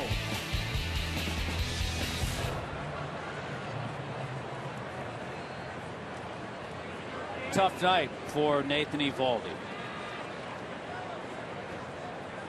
There's still time for Miami in a ballpark that can yield runs pretty quickly.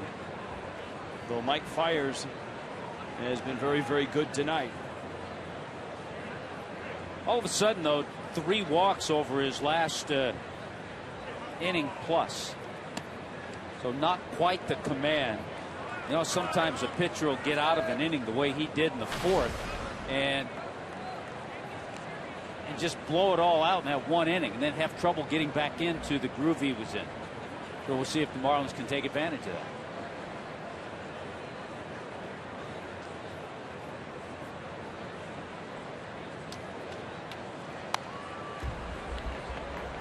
Valdespin fouls it back. Oakland was shut out by Chris Sale, whose ERA is now under 2, 1.99. He's 12-3.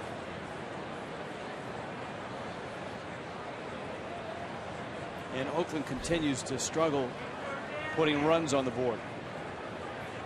Meanwhile, Boston is in Kansas City 4-2, beating the Royals.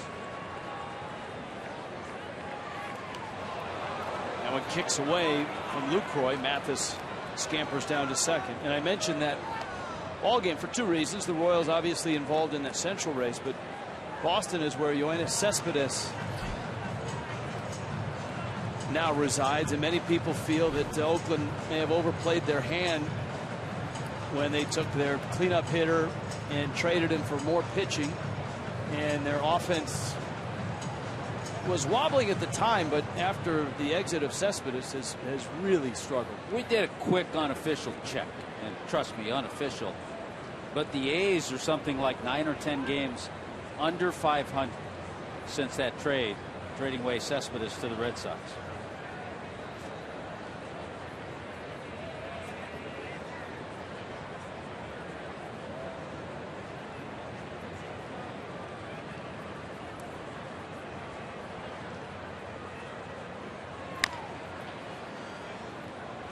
Of course, last night in Kansas City against the Red Sox, James Shields was outstanding. 7 innings, 2 hits, no runs. Won his 14th game. It's 4-2 Boston. Pardon me, that was in Detroit. Kansas City beat Detroit. And it's 4-2 Boston over Kansas City. In Kansas City, bottom 4 right now. Royals' lead in the Central is a game over the Tigers, who are idle.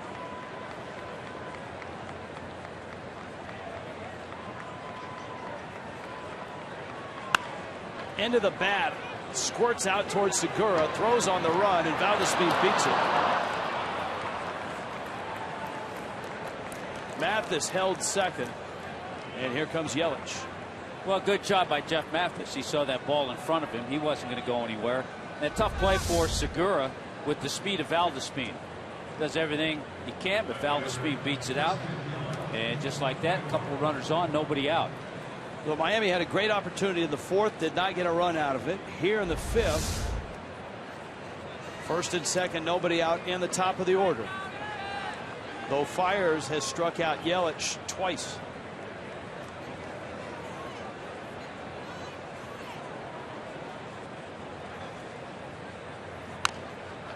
I don't know that we've seen Christian Yelich swing and miss as much in a week as we've seen him swing and miss tonight. And I think part of that's the delivery of Fiers, the deceptiveness he has.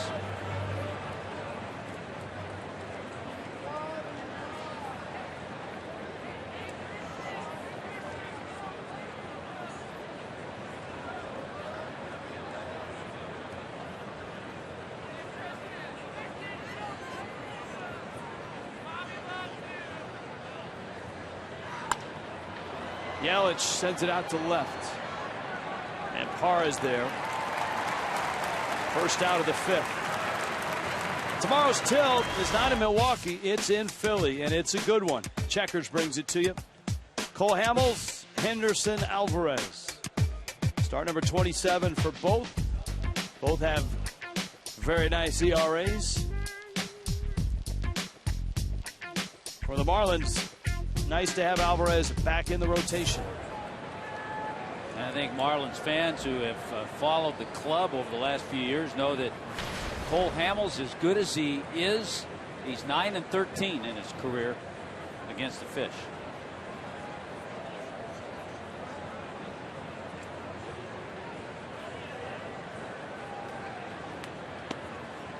Breaking ball, strike to Solano.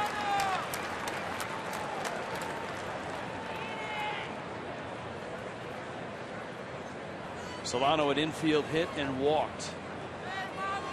Stanton is on deck.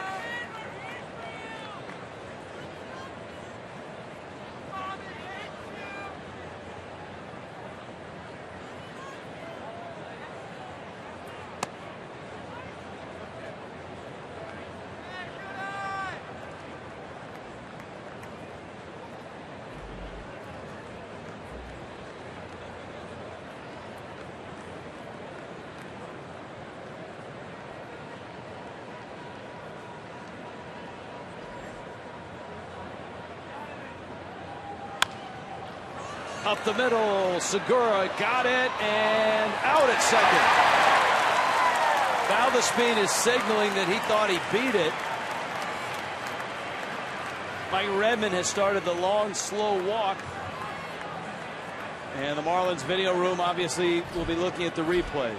Now, players, we've found 85–90% are mostly wrong. We'll see if Valdespin has an... Ooh, that's close. Oh.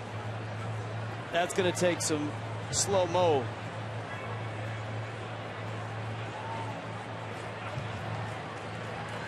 That's really hard to tell.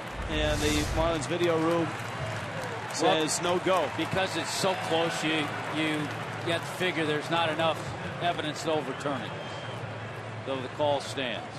And once again, the player was wrong. Yeah. So here's Stanton, and there's 2 outs. Terrific play by Segura, who, when we came in here the other day talking to people who have followed the Brewers, of course the Brewers were in that terrible slide, they said Gene Segura had really not been playing well, not been hitting, not been fielding. He's had a terrific 4-game series.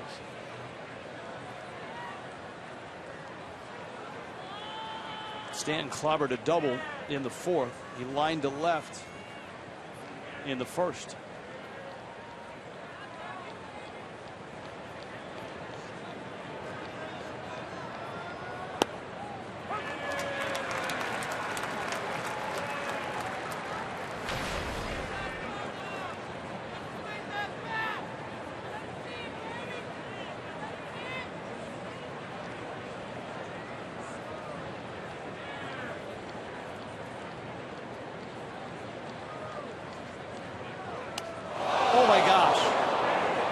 Hit Stanton right up in the face area. It looked like his hands covering his face.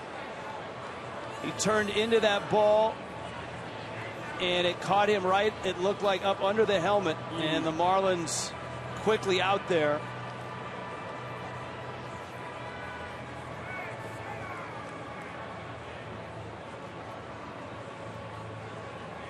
The pitch was 88 miles an hour. It was not a breaking ball.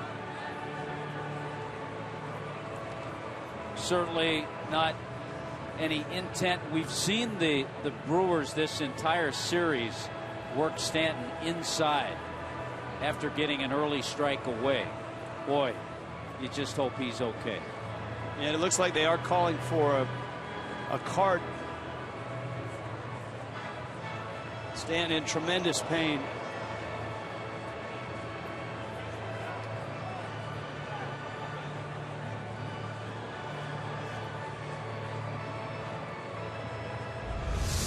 Our first look at it.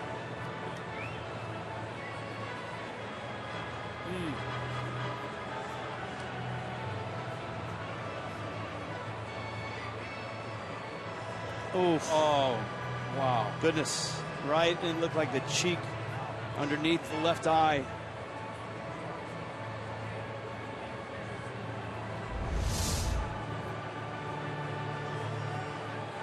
Stanton still down. Rick Kranitz, the pitching coach of the Brewers, is out.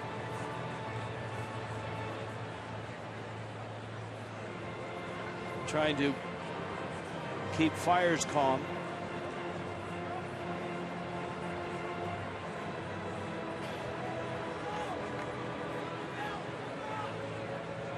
There's his father and his aunt.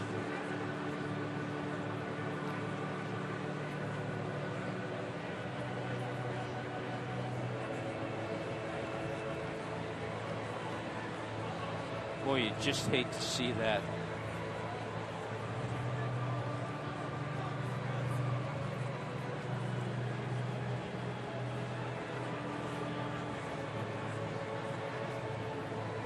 If you're just joining us, Giancarlo Stanton on a pitch that was up and in struck in the face and has been down for the last 3 to 4 minutes.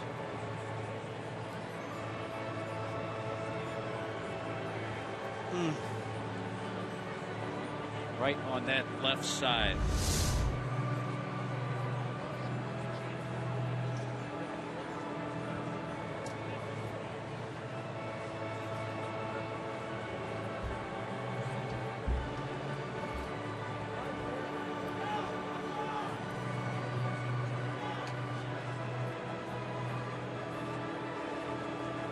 The look on everyone's face tells the story.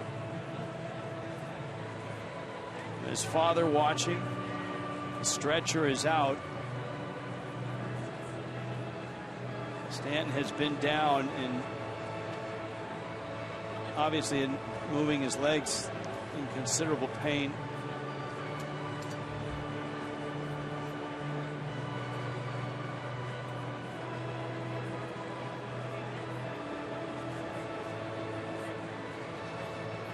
Mike Redmond talking to his father and his aunt.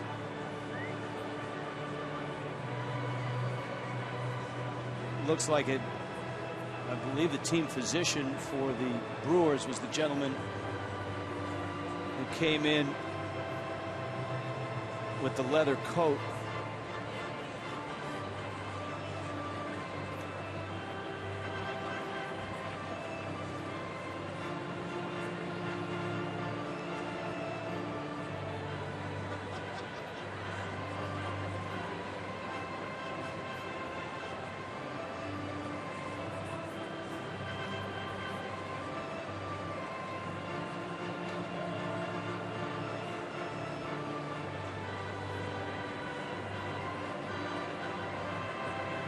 Stanton still on his side.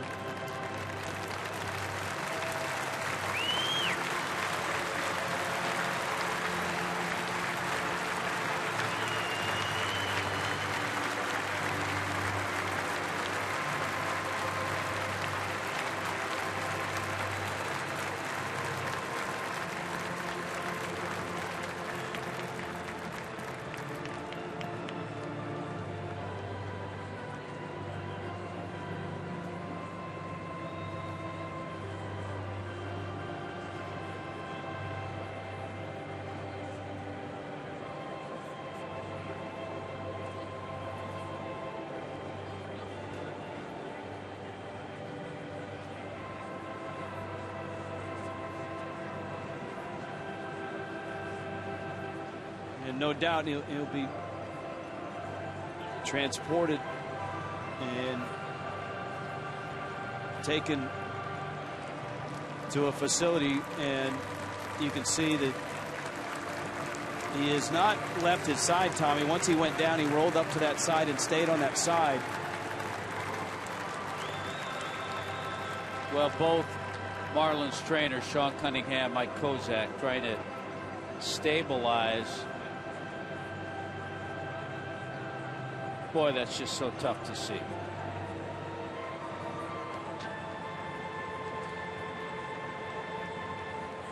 Stanton had opened up to start his swing, and that's how the ball came up and got under the helmet. His father and his aunt headed towards the Marlins clubhouse. No doubt will be following him. Well, Marlins director of team travel, Manny Cologne, right there to help them. Notice Manny came down immediately.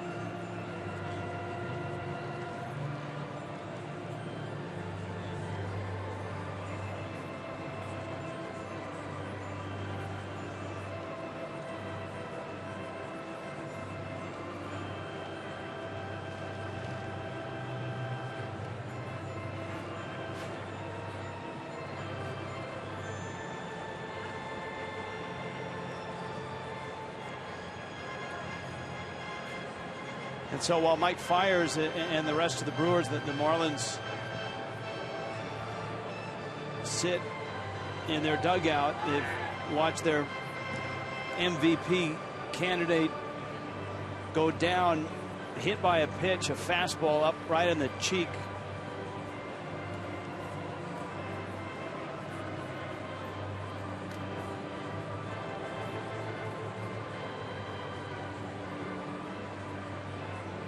They just now are securing Stanton in the vehicle.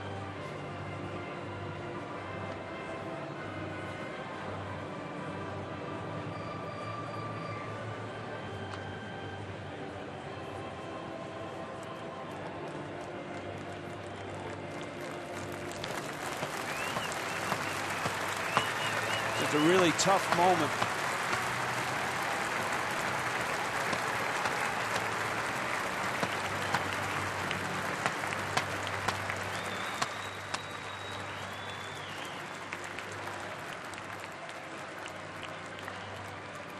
And you can see the blood on Stanton's face.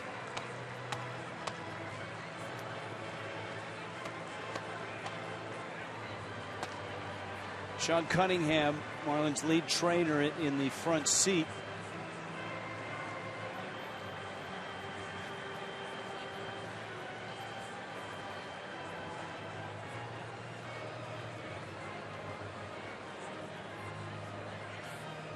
Well, Stanton hit by the pitch.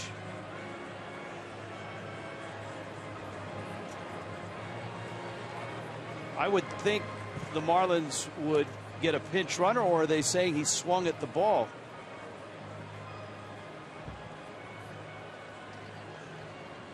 Reed Johnson is coming up with a bat in his hand. To be honest with you, all I saw was the ball hit him in the face, and I didn't even look to see if he swung at it. Mike Redmond has come out to talk to the home plate umpire, Jeff Kellogg, and that might be the discussion right now. Well, to be honest with you, how in the heck can you make that call after a situation like that?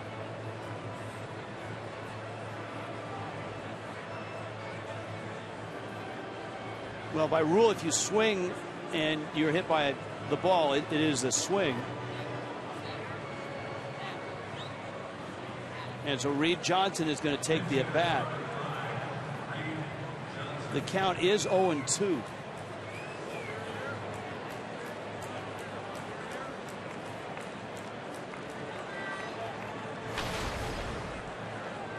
And so here is Johnson. The game resumes, but obviously the hearts and the minds of this ball club are a long ways away from this diamond. And that pitch up and in, and it hits Johnson in the hand, and he's on his way to first base. And the Marlins dugout right now yelling at Fiers. Well, they're not real happy. I'll tell you what, I don't care if he meant it or not. You want to create a little something. And here they Let's go. get going. That's what you have to do. The Marlins are coming out. You can't let your big guy go down and not do anything, so that's what you got to do. Fiers is being separated. The Marlins are coming out. Marlins bullpen has emptied on, and here come the Brewers. Mike Fiers has actually been taken into the dugout and taken away from the middle of the diamond where all the action is, and if there's any Marlins in there looking for him, they won't be able to find him. I understand Fiers visibly upset at what happened. But you know what? You've got to protect yourself as a team. And when your big guy goes down the way Giancarlo went down, and then the next guy gets hit, you got to do exactly what the Marlins did. Look at Casey McGee. Exactly, you got to do that.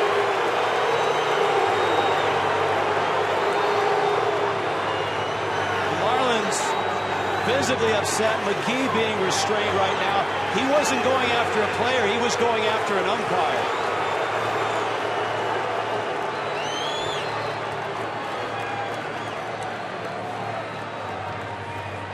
I don't know. Unfortunately, if Casey gets thrown out, he's due up next. Well, the ball hit Johnson in the hand. I don't know that Johnson swung at it. And we'll see if he gets first base.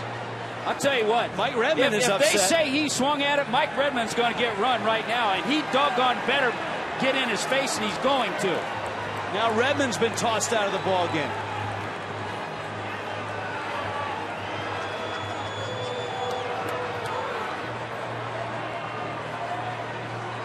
If it's any way in between, you got to be kidding me if Jeff Kellogg said he swung too. If it's halfway in between. It appears as if McGee's been tossed, Redmond's been tossed. And it looks like they're saying Reed Johnson swung at the pitch. Umpires right now are convening in the middle of the diamond.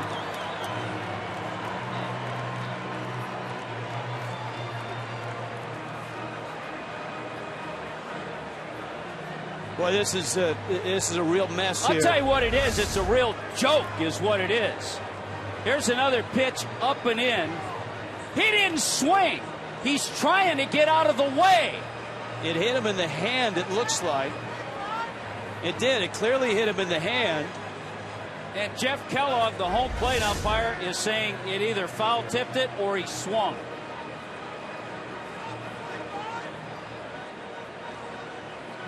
Get some help and make the right call. Well, a hit batter is reviewable. This is McGee getting tossed. He was on deck.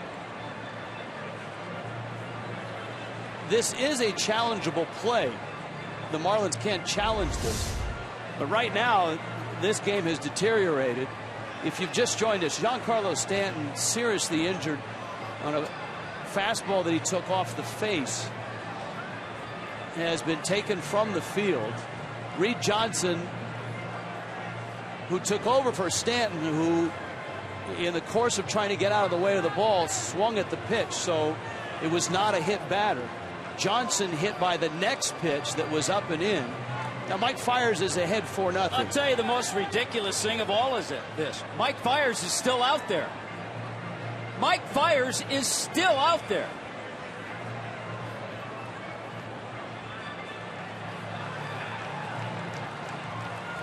What are they going to say now?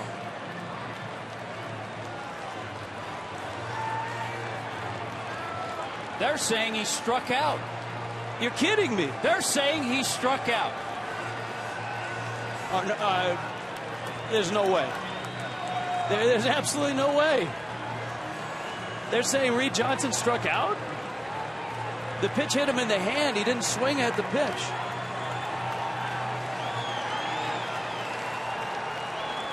You've got to be kidding me.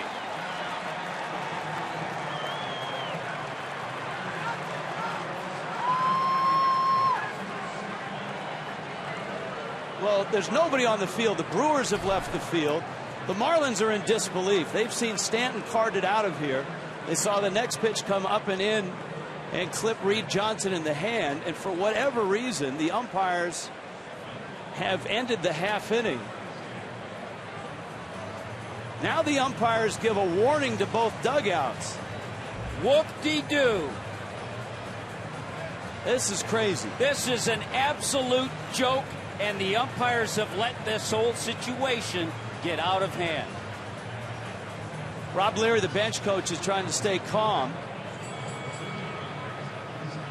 We'll try to sort it out. The Marlins are not taking the field right now, either in protest or in disbelief. Maybe a little of both.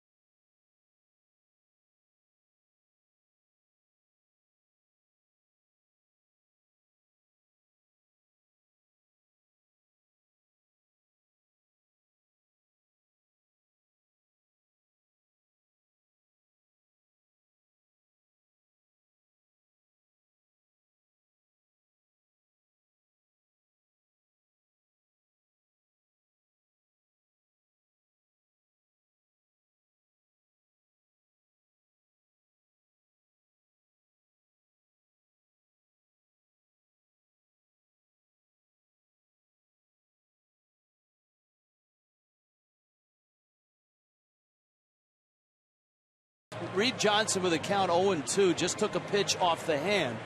And for whatever reason, and I mean, all we can do is assume at this point, they're saying that he struck out. But even if they say it's a foul ball, how can he strike out if it hits something? First of all, I don't think he swung. Even if they're saying he swung, it hit him. So if he did, it's a foul ball. It's not a strikeout. They're calling it a strikeout.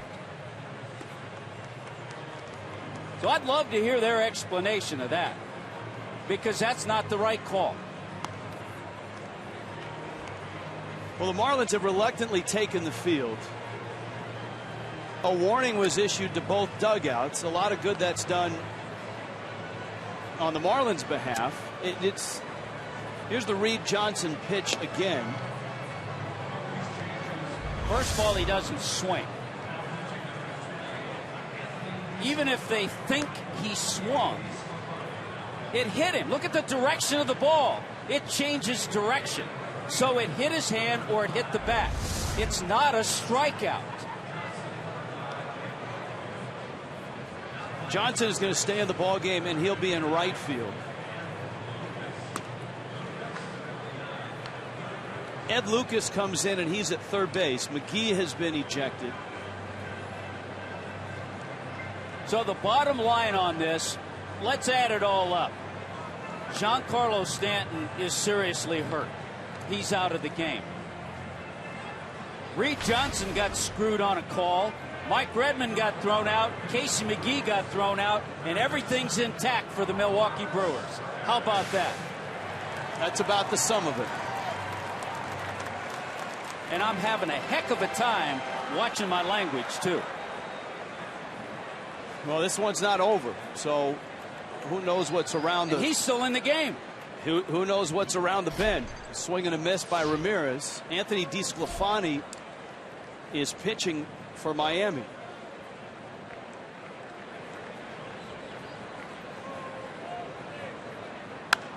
Ramirez to center. Ozuna back. And he makes the catch.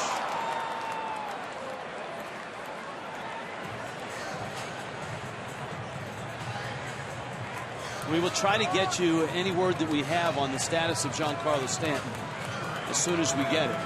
As well, we'll try to get some clarification as to what the umpires called in that spot, whether in fact they said Reed Johnson struck out, which is pretty unbelievable just in watching it. Saw the direction of the ball change. If that's the call, this is a Major League Baseball game. I mean, you can't make a call that bad, can you? No.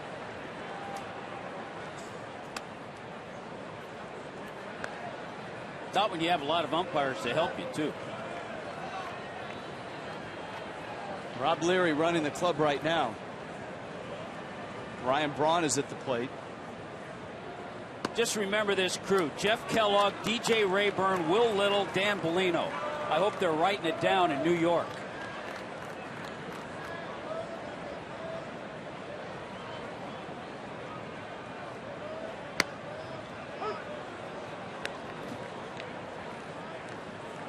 And a strike to Braun. Braun homered back in the second.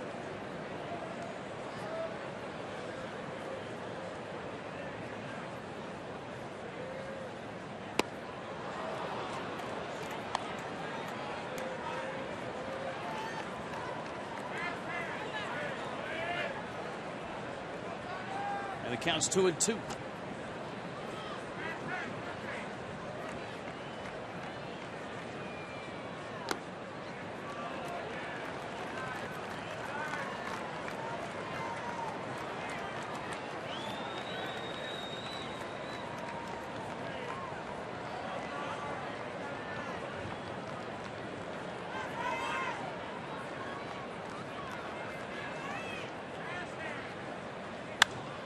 To right, Johnson makes the catch. Well, of course, you're going to have all the Milwaukee hitters digging in and ripping away because you can't throw at anybody. You can't come inside and back them off the plate because the warning has been issued. So consequently, a couple of deep fly balls from some power hitters, Ramirez and Braun.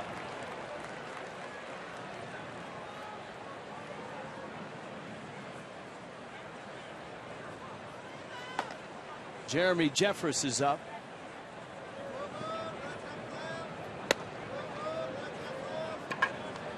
If Jeffress is up,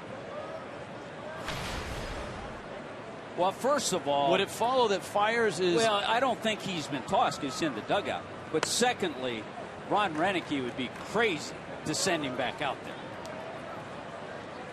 So he's in the game. He's not been tossed. Well, but Ron right. Renneke would be nuts to send him back out there to pitch. You're right.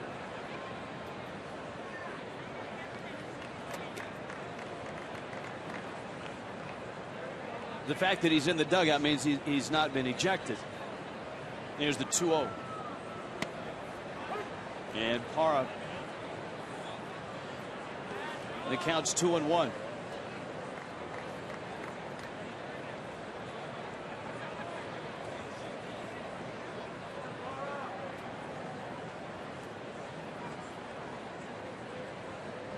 To Parra.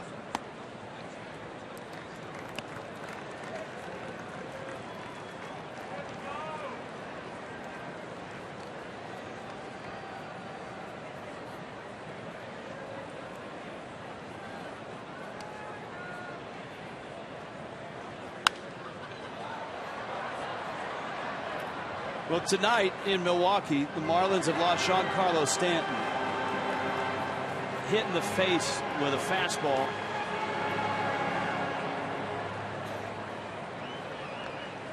Reed Johnson, the next hitter, hit in the hand with a fastball, but called out by the umpires, who said he apparently swung at the pitch, which would have been strike 3. And this is not an easy assignment for Anthony DeSclafani. It's been over a week. Last time Disco was on the mound was September 2nd. And now he's called on to, he's worked. I know he's worked in between to get his work in the bullpen, but not an easy assignment for him.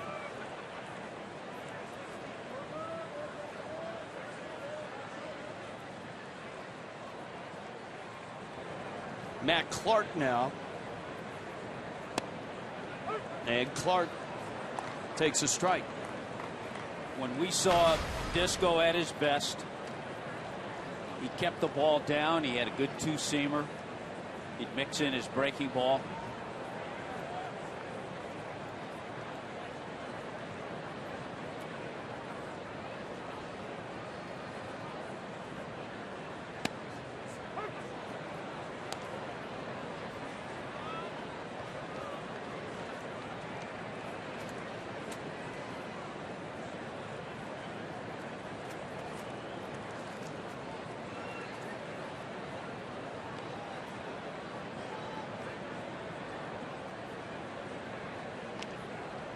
Parra chased back. It's a 4-0 ball game. Fiers had shut the Marlins out on 3 hits. But with Jeffress throwing in the bullpen, it looks like the Brewers will change pitchers. The Marlins are without, obviously, Stanton, who's been taken to a medical facility here in Milwaukee. They're without Casey McGee, who's been ejected. They're without their manager, Mike Redmond, who's been ejected. Rob Leary running the club.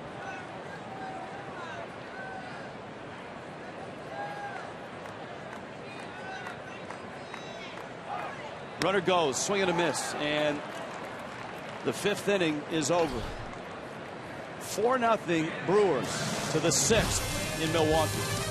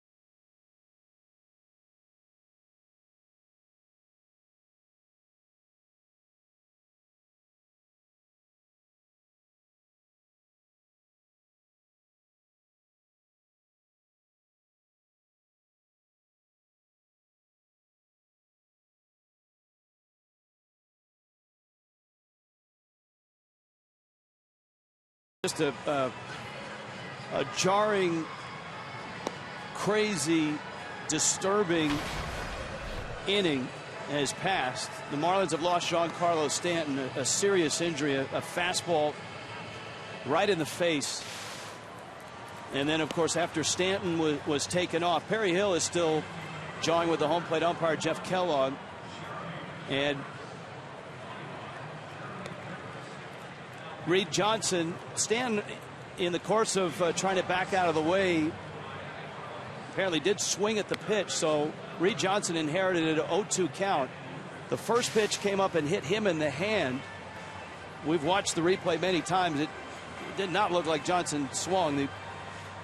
The rule book says that a swing shall be deemed by an umpire as the hitter's attempt to strike at the ball. And it sure didn't look like he did that. And Johnson was bailing out, but apparently both the home plate umpire Jeff Kellogg and DJ Rayburn at first felt that Johnson swung at the pitch and ended the inning. The Marlins, after Johnson was hit, and Ed Lucas stands in now in McGee's spot. And that's our point, because the umpire's going to say, Jeff Kellogg's going to say, Reed Johnson swung. We see that play often. If the hitter swings and it hits him, it's a swing, it's a strike.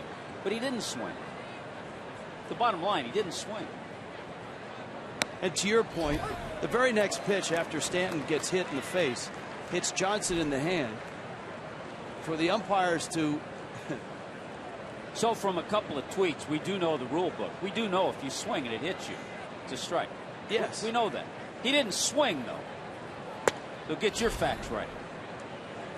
Lucas takes outside. Ozuna is on deck. The Marlins, with Mike Fiers on the mound, motioning towards Johnson or upset at whatever. The Marlins came out upset at Fiers, and that's when pushing and shoving ensued. Rick Kranitz, the pitching coach of the Brewers, quickly got to Fiers and got him out of the diamond and over to the dugout. Everybody else was in the middle of the diamond, where Casey McGee was ejected. Mike Redmond after that was ejected. And I think that's when he was told that Reed Johnson had struck out. Lucas takes a strike. That's 3-2. And there's Johnson, who got hit. Now, if you're telling me he swung at the pitch, you're nuts.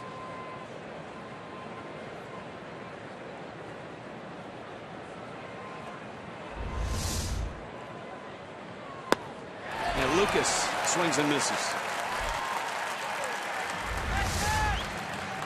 The first one to come out was Garrett Jones.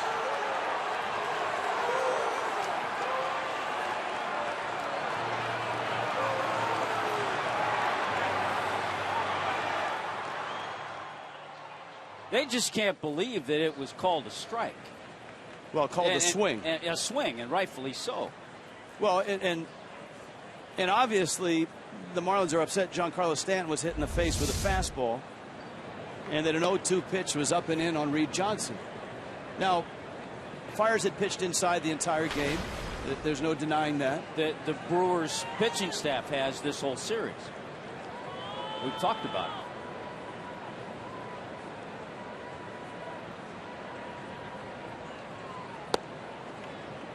But pitching inside is a little different than coming up and hitting a player in the face and then coming up and in the way he did with Reed.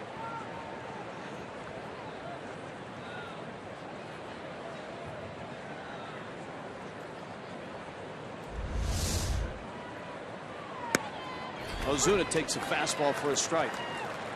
It's 2-1.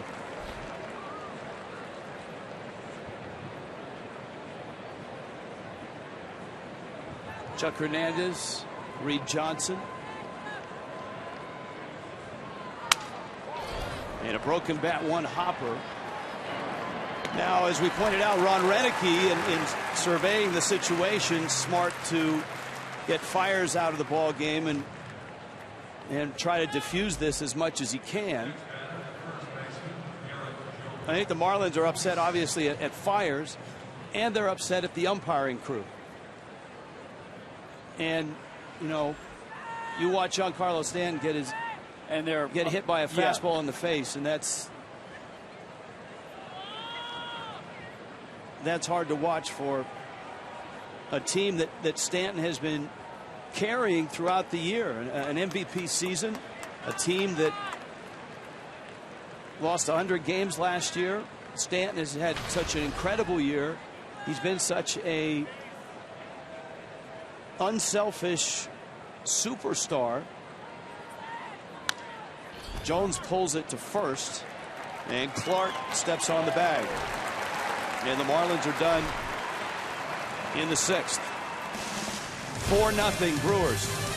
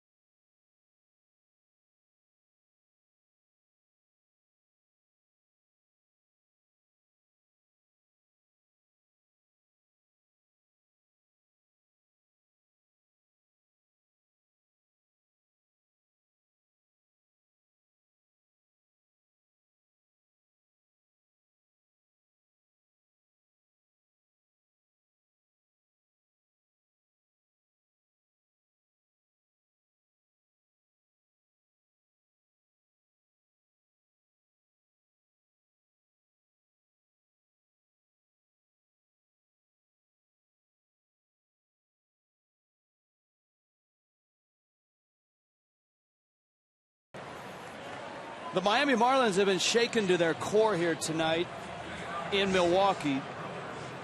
Their leader, their MVP, the National League's MVP, at least up until this point, many people feel, Giancarlo Stanton, has been injured, a fastball to the face. The Marlins then having their manager and Casey McGee ejected when a subsequent pitch hit the hand of Reed Johnson and was ruled a strike. In that, apparently the first base umpire DJ Rayburn felt that Johnson swung at the pitch.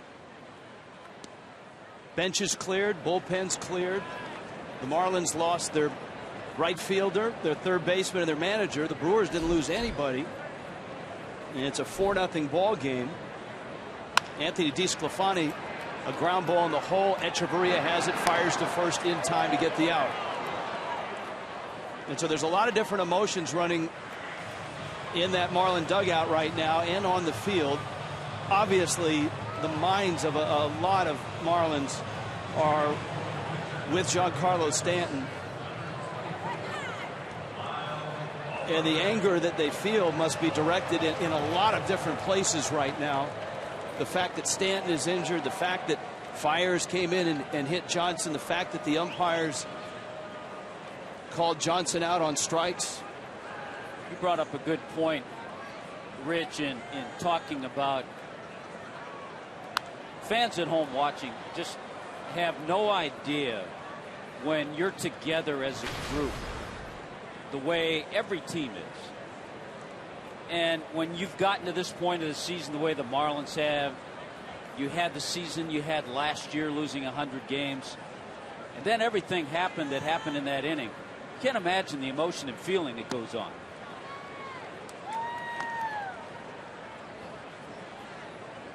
Well, certainly, and this happens in all of athletics, no matter the sport. Whenever there's a serious injury, the game continues, and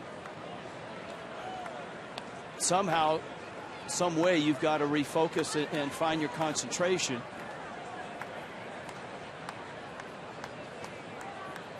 Johnson is out in right field. He took Stanton's spot. DeSclafani working here into his second inning of relief. Lyle Overbay fouls it back.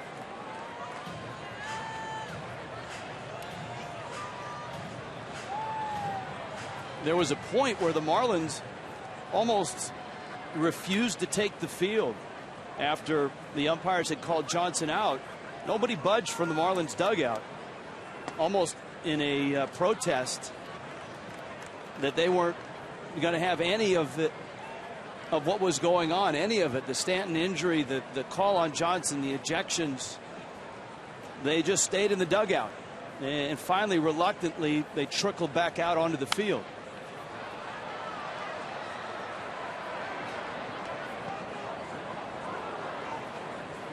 Well, and you're right about trying to channel and get yourself back in the ball game.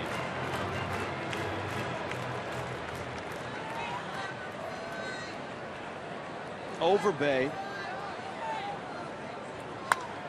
It's a mammoth pop-up. Echeverria out into shallow left, calling for it and catching it. DeSclafani's done a nice job of coming back into this ball game and focusing. This was a Nathan Eovaldi start, and it did not go well for Eovaldi. Eovaldi, 4 innings, 8 hits, 4 runs, 2 walks, and a strikeout. DeSclafani gets Gomez now with 2 outs.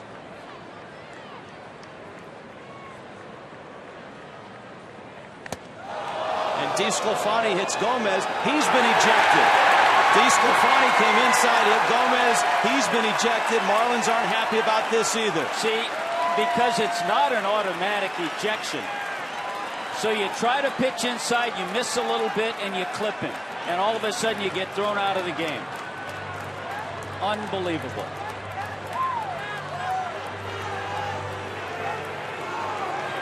So if you're the Marlins tonight, you feel everybody's against you. The 4 guys in blue, the Brewers, of course, you're in their ballpark. And with everything that's happening, that's the feeling you have. And boy, is it hard to get out of that. Chuck Hernandez, Marlins pitching coach, lingering around. Marlins had to make a decision as to who to replace DeSclafani. DeSclafani came down. The warning was issued after the benches emptied, after Reed Johnson was hit. Target's inside. They're trying to go inside. He misses. Hit him in the elbow. And all of a sudden he gets ejected because he hits him in the elbow pad when they're trying to work him inside. It doesn't have to be automatic. I think a lot of people misconstrue that rule. That's true. When a warning's been issued, it doesn't have to be, if a guy's hit, automatic ejection. It's up to the umpire's discretion. But the umpires tonight have shown they have no discretion. They don't know what they're doing out there tonight. Gomez took no umbrage in it. He had the elbow pad on it. Oh, of course, hit him in the elbow pad. And he ends up at first base. And he's probably going to take off on the first pitch, too.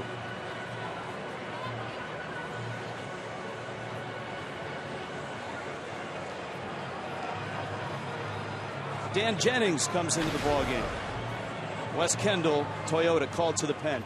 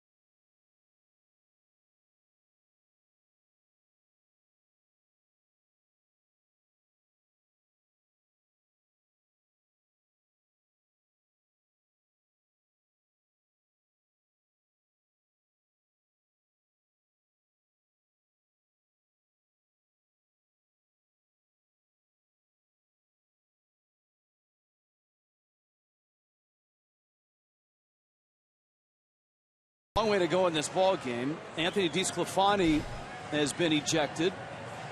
Dan Jennings comes on. The pitch hitting Carlos Gomez in the elbow pad. He's at first. Jennings is on to face Scooter Gennett. It's 4-0 Milwaukee.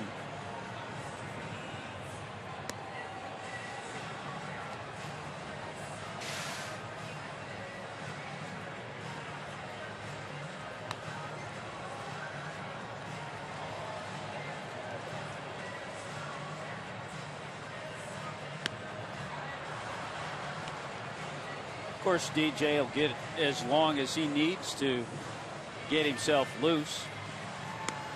So the Marlins, I mean,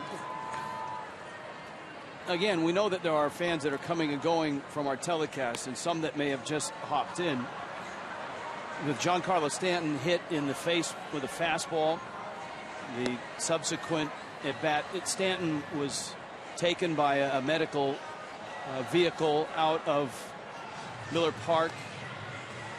And we are awaiting any kind of word that we get on his status. It was a gruesome injury. We chose not to show a variety of angles of the replay. And then to have what happened next with Reed Johnson hitting the hands. Umpires feeling that he actually swung at the pitch, calling him out. Marlins charging the mound. Casey McGee ejected by one of the umpires, and McGee wasn't going after a player. He was going after, I believe, the first base umpire DJ Rayburn for the call on Johnson. For the call on Reed Johnson. Then Mike Redmond ejected. After that was done, the umpires then warned both dugouts after the Marlins had two guys hit, and DeSclafani came in and got Gomez on the elbow. Gennett is the next hitter. It's 4-0 Milwaukee in the bottom of the sixth. The Brewers removed Mike Fiers from the game. He was not ejected. He was the pitcher that threw the pitch that hit Stanton and that hit Johnson. Although, here's the painful irony in that neither of those go in the books as a hit by pitch. Yes. You and I agreed. Unfortunately, in the Stanton injury, he did swing. He did. He was falling backwards and starting his swing. He lost visual of the ball, and he actually completed his swing as the ball was slamming into his face. And I think we also agreed that Reed Johnson did not swing. Gomez, the runner at first. Jennings has a pretty good move, and he's picked some runners off.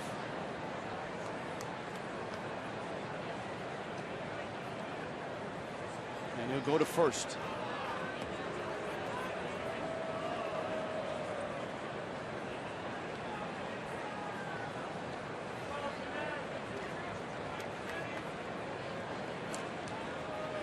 So Jennings, the third pitcher to work for Miami.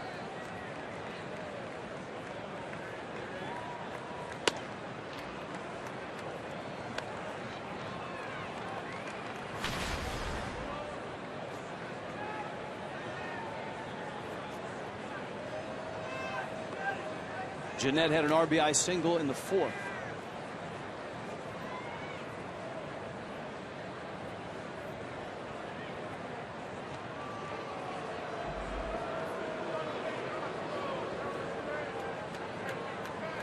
Sam Dyson in Miami's bullpen.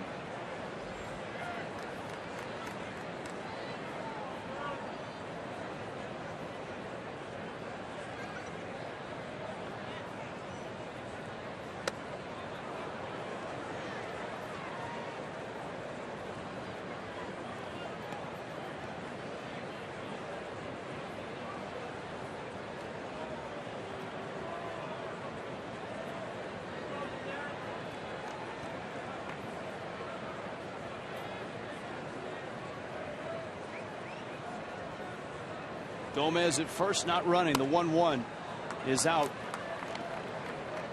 And it's 2-1.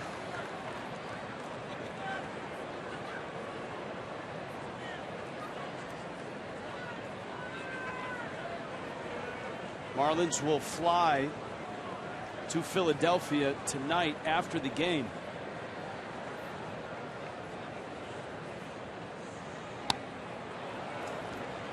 For a weekend series against the Phillies. Then on to New York for a 3-game series against the Mets. Yeah, you have Henderson Alvarez tomorrow night at Citizens Bank Park against Cole Hamels.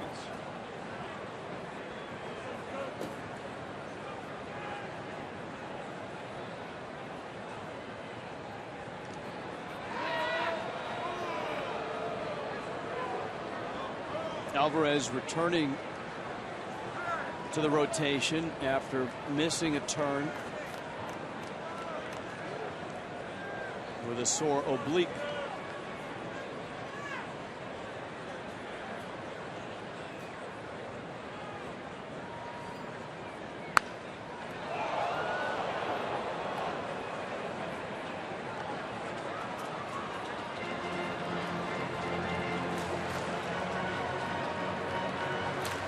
Two and two.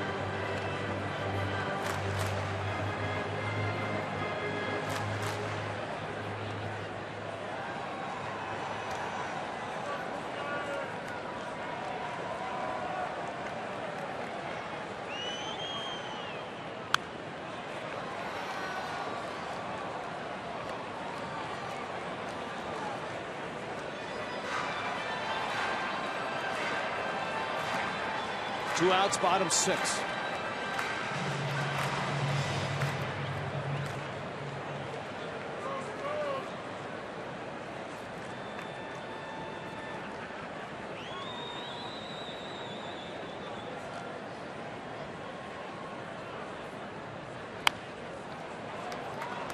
And Jeanette fights it.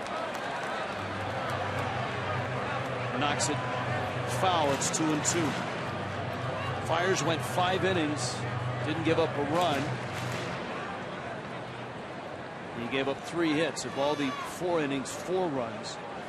Miami won the first 2 of this 4-game set. Brewers winners last night.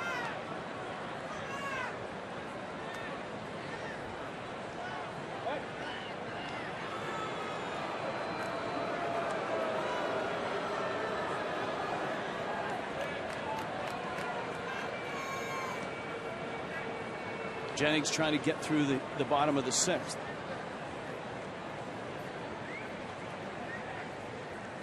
Brewers will have a new pitcher in the Marlins 7th. Jeanette swings and misses. Mathis tags him out. And the Brewers are done in the 6th. In Milwaukee, it's 4-0 Brewers.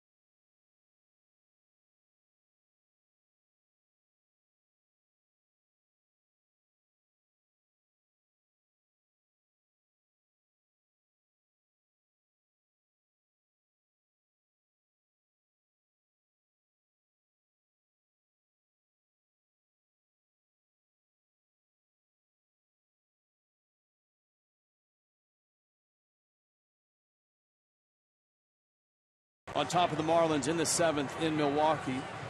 Group tickets You can get them at 305-480-2523 or go to marlins.com/groups. Marlins have one more homestand coming up. The Fish with the Nationals, a 4-game series, which starts a week from tonight in 3 against the Phillies.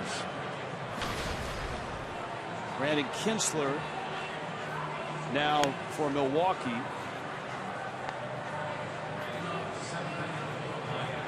And he'll become pitcher number 3 for the Brewers. They kind of have the feeling that's the way Ron Renicky is going to run this the rest of the way out, an inning each for different pitchers. The Brewers open up a series. They do not travel. They open up a series against Cincinnati over the weekend.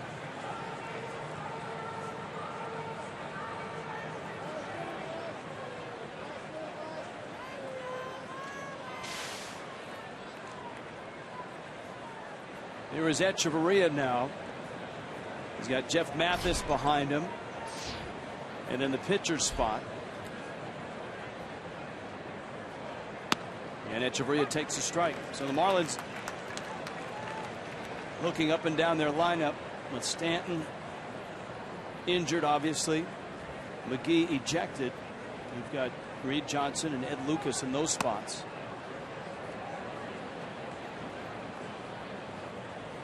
Jordani Valdespin has been used. He had an infield hit in that 5th inning. Echeverria up the middle. Jeanette backhands and gets the out. And here comes Mathis.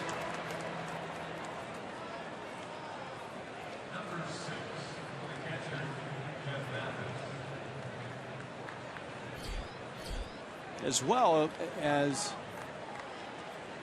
announcers, it's, I mean, we talked about the players focusing. It's really hard to treat this as a game at this point.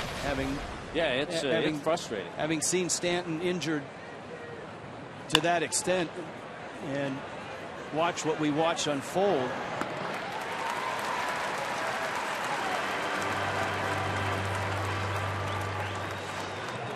If you were not with us, Giancarlo Stanton hit in the face with a fastball, and it caught him flush right in the face.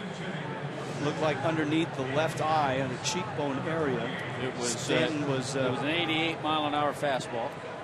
Stanton was on the ground immediately, probably 10 to 12 minutes before they were able to get him into the medical transport and take him from Miller Park to a medical facility. His father and his aunt, who were sitting literally 60 feet from home plate in the second row, right behind the Marlins on deck circle. His father came out and spoke briefly with the Brewers team physician, the Marlins trainers, Brewers trainers. They left immediately when Stanton was taken off the field. There was a lot of blood, and as we've said, as soon as we get word, we'll let you know. Justin Bour hitting with 2 outs here in the 7th.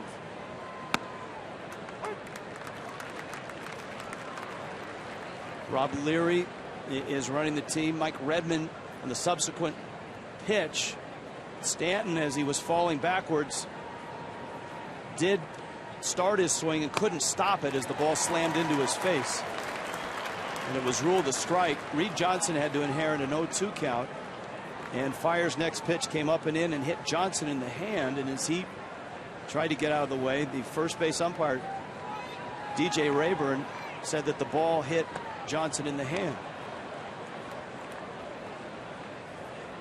Justin Bour is on his way down to first with a walk, and it occurs to me now that with the ejection of DeSclafani, Rob Leary was probably automatically ejected. Automatic, the manager goes too, and so Rob Leary is gone, and it looks like Frank Menachino is in charge. What a mess. Christian Yelich is the hitter. Ron Renicky is changing pitchers. So, I mean, the Marlins have lost a lot of people, and the Brewers haven't lost anyone at this point. Wes Kendall Toyota called to the bullpen. 4-0 Milwaukee.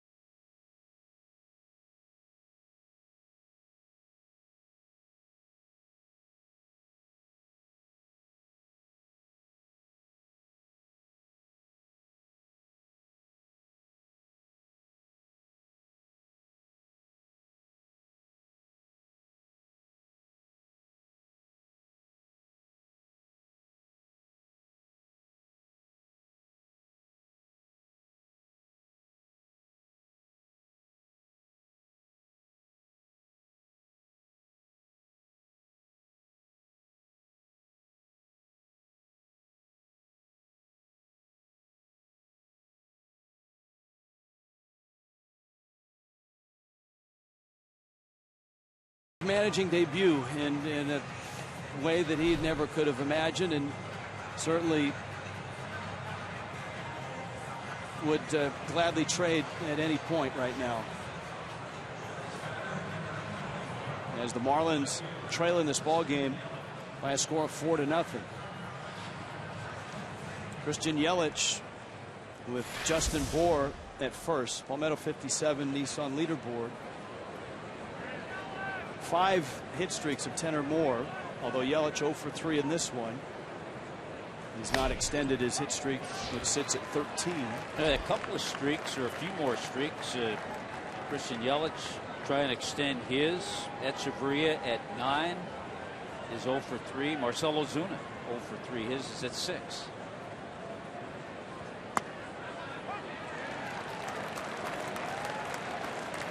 We've seen Will Smith in this series. Left-hander matchup guy. He's in to face Christian Yelich.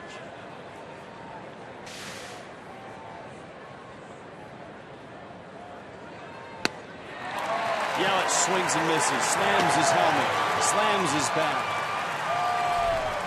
Boy, there's a tremendous amount of frustration down there. As well there should be. 4-0 Milwaukee.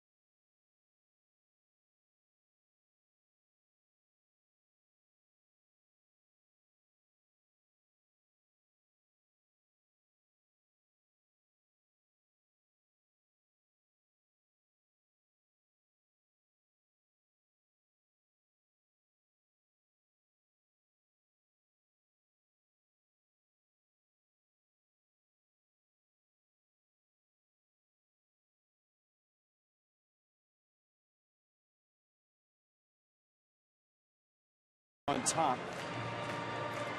For the Marlins, trying to collect themselves in this game is tough, obviously. And like I said, they'll fly to Philly after this ball game and get in the morning hours. Lexus and Pembroke Pines broadcast schedule. It's a 3-gamer in Philly and then 3 in New York against the Mets.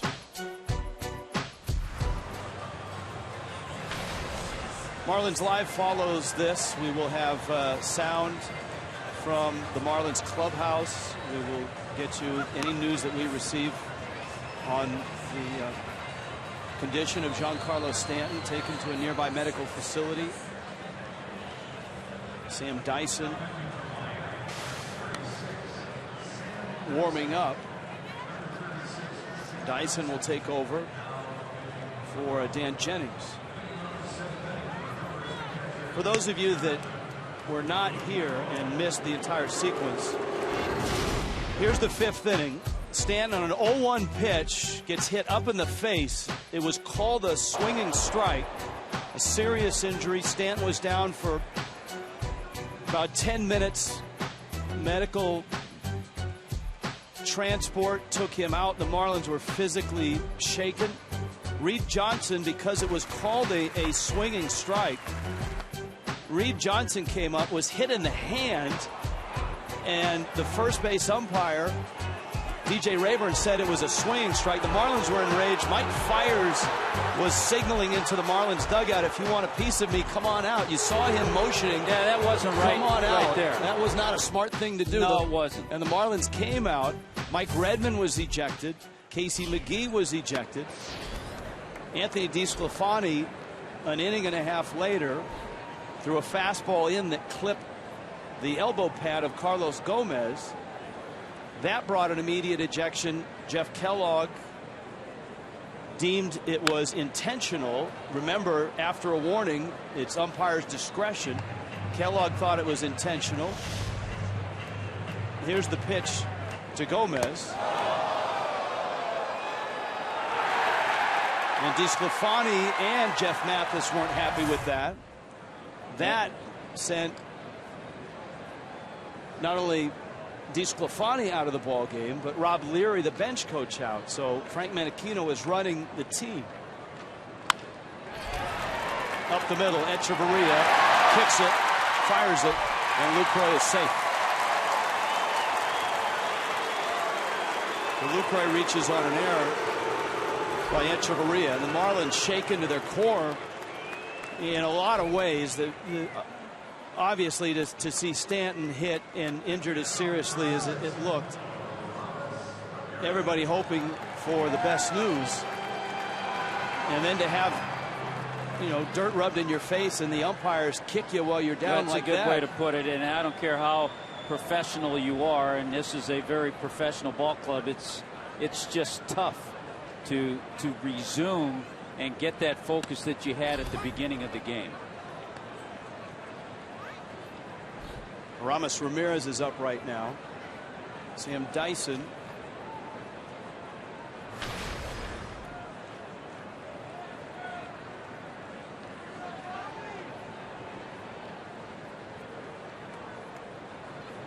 And Ramirez swings and misses. And if part of your game is using that hard two-seamer in, you lose that part of the game if you're Sam Dyson right now.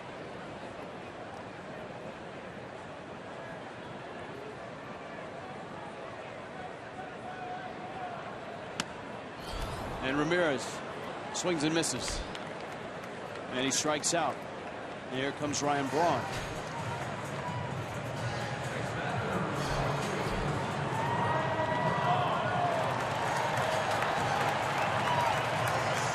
So Marlins Live follows the game. We'll have as much information as we can gather between now and then. There are obviously many Marlin officials who are at the medical facility where Stanton was taken here in Milwaukee. And as soon as they're ready to give us the information, we'll pass it along to you.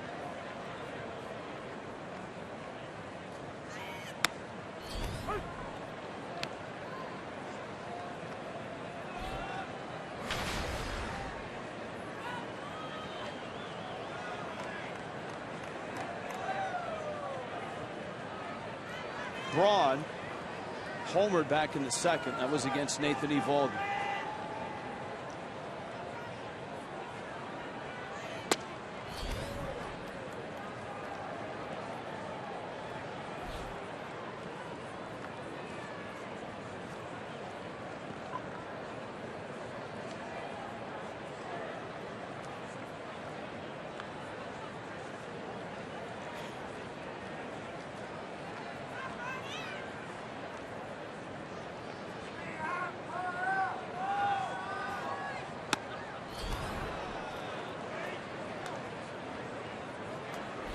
Miles an hour on that last fastball by Sam Dyson.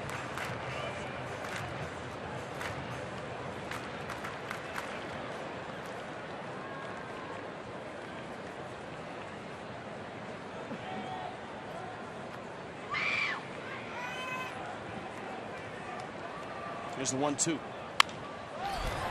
Echeverria out there. Solano's turn is a clean one, and the Marlins get a 6-4-3 double play to finish off the seventh. 4-0 Milwaukee.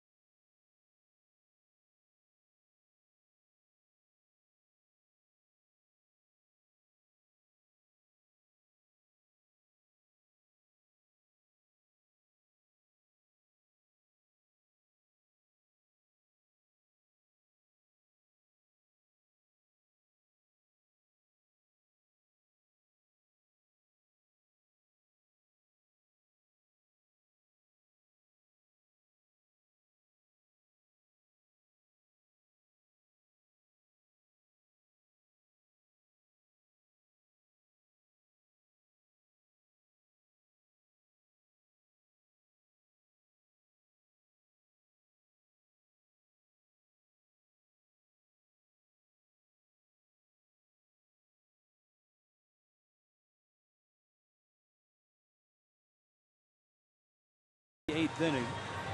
Will Smith still out there, the lefty for the Brewers. The Marlins have Donovan Solano, Reed Johnson, and then Ed Lucas.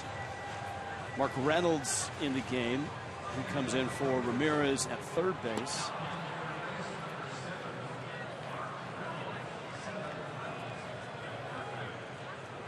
The Marlins trying to overcome an awful lot here. Their emotions, the sight of their MVP right fielder Giancarlo Stanton hit in the face with a fastball and taken by medical transport to a nearby hospital. The ejection of a variety of both staff and players in the subsequent inning that unraveled even further. And they've got Solano, the two spots that they've lost with Stanton's injury. McGee was ejected. Anthony DeSclafani, the other player that's been ejected for the Marlins. Mike Redmond ejected. Rob Leary, the bench coach, ejected. I don't know that I'm missing anyone, but I'm wondering in Marlins history if that's the most the Marlins have ever had ejected in one game. Frank Menachino running the club right now. Menachino, the hitting coach.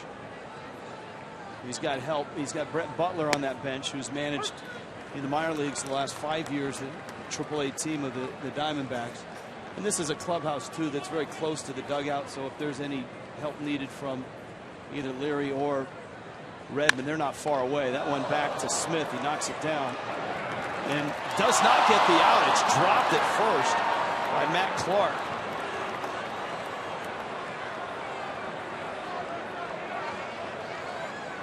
So Solano is aboard on an E3. I'm just thinking how ironic the defensive change was for Ron Renicky. Last night, he made a defensive change and put Mark Reynolds at first base for Matt Clark. Tonight, he brings Reynolds in at third base, leaves Clark there, and Clark drops that throw. All right, here is Johnson, who was involved in everything. He had to take over the Stanton at bat. Stanton was ruled to have swung at the pitch that hit him squarely in the face. Johnson's dribbler cut off by Reynolds out there. Let me tell you the real irony of that whole thing. With the count, 2 strikes, that strikeout goes to Giancarlo. So Johnson's at first, and here's Lucas.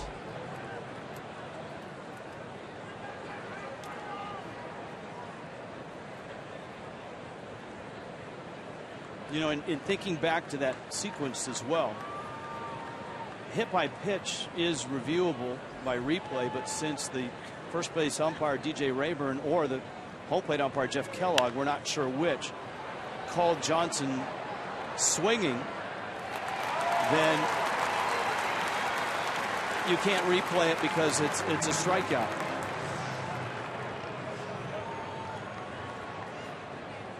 We have an update from Marlins PR. Giancarlo Stanton suffered a facial laceration after being hit by a pitch. He is having x-rays and a CAT scan performed at a local hospital, and Marlins PR will provide updates when available.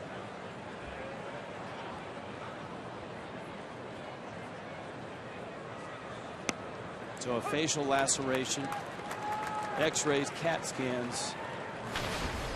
We've been told that the hospital he's been taken to is a very, very good one with an outstanding ER staff, and so very close by and within 4 miles of Miller Park. Ozuna hits one to right, hits it deep, and hits it out of here.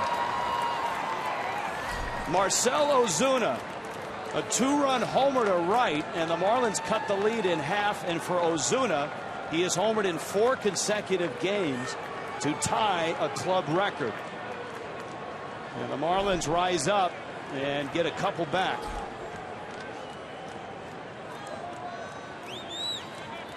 Well, it stretches that hit streak to 7 in a row, and it's his second one in this series to the opposite field. We saw the mammoth blast to straightaway center. This is the second time for Ozuna to go to the opposite field, and for Ozuna, home run number 23. He has 85 RBIs now. Garrett Jones.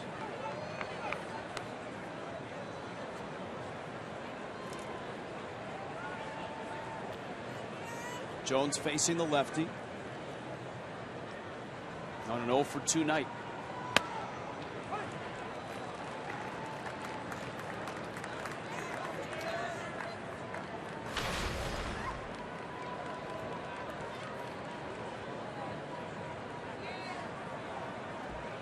One, and it's fouled off the catcher. So a 4-2 game here in the 8th.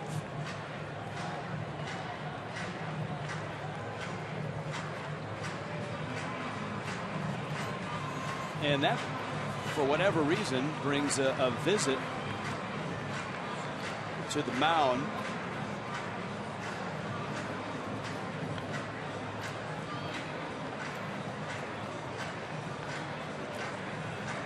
It was Ron Renicky who came out to visit with Will Smith. Yeah, that was a quick visit. He had a point. I'm sure he wanted to get across to Smith, and he got it across to him in a hurry. And Johnson swings and misses. The Marlins get 2 runs. Marcell Ozuna has homered in 4 consecutive. A 2-run shot. It's 4-2 Milwaukee.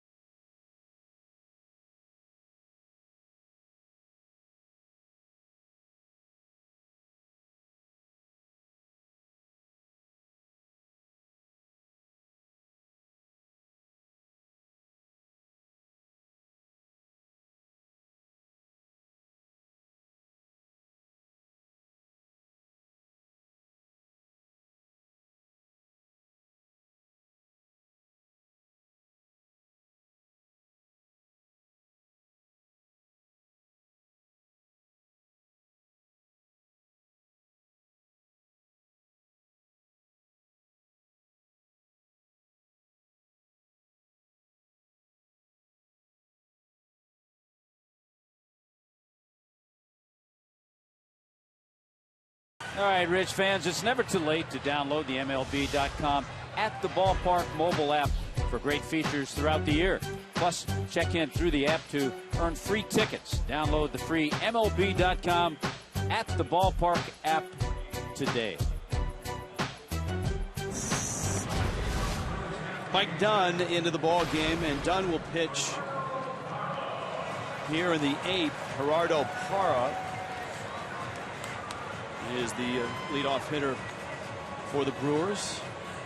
Parra, Matt Clark, Gene Segura.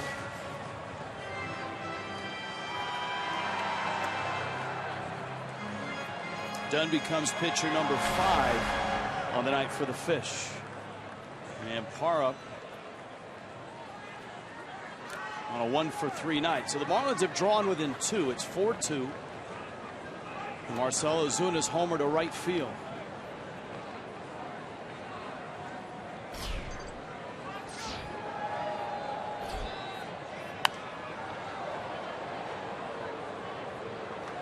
Again, the report that we have on Giancarlo Stanton, taken to a nearby hospital, facial laceration, and is undergoing x-rays and a CAT scan.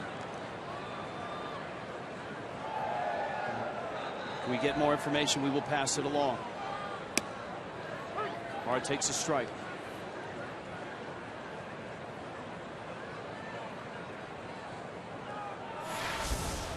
Marlins Live tomorrow night, brought to you by your South Florida Honda dealers. Actually, it starts at 6:30 tomorrow night. We'll be back on East Coast time. I guess if we stayed in Milwaukee, it would start at 7:30. If we did. I don't think I'd like to do that. No, I'd like to get out of here as soon as possible. Yes, I would. Be nice to get out with a comeback win, though. Well, Ozuna, I mean, that's for the Marlins, that to watch Ozuna continue to blossom as he has. The home run to right, almost the same spot he homered in yesterday's ball game. 23 homers for Ozuna, 85 runs driven in. It's a 7-game hit streak for the 23-year-old, who is really an under-the-radar guy right now, I believe, nationally. No question about that. You know, in 2011, in low A ball, Ozuna hit 23 home runs for Greensboro. The next year, playing in the Florida State League, which is a tough home run league for Jupiter, he hit 24 home runs in 2012. Just dabbled a little bit, 10 games in Double-A, and here he is having the kind of season he's having this year. Ricky Weeks will pinch hit here.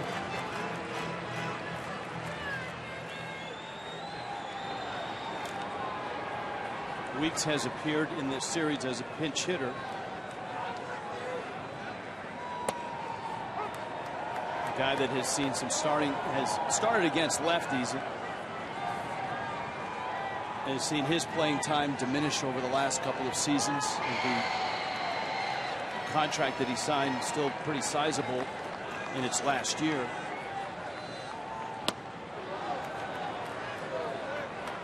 And it's 0-2.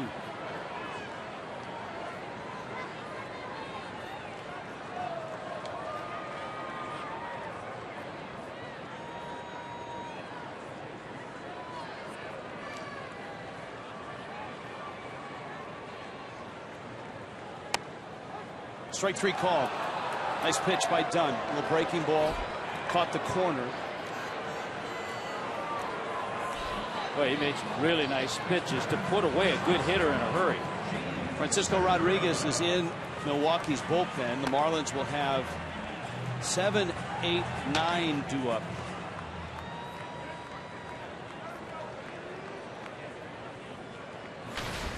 And here is Segura.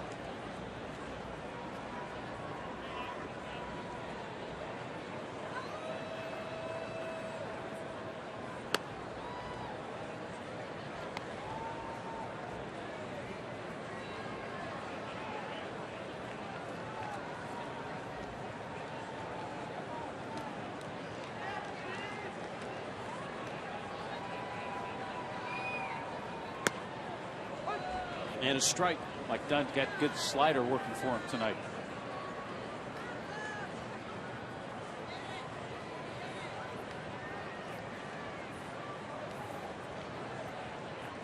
$34,000 at the ballpark here tonight in Milwaukee. Segura fights off a fastball. It's 1-2. So it's bottom 8. Milwaukee up a couple. K-Rod is in the pen. The Marlins already thinned by the sequence of events tonight. They've managed to get a couple runs back on the Ozuna home run.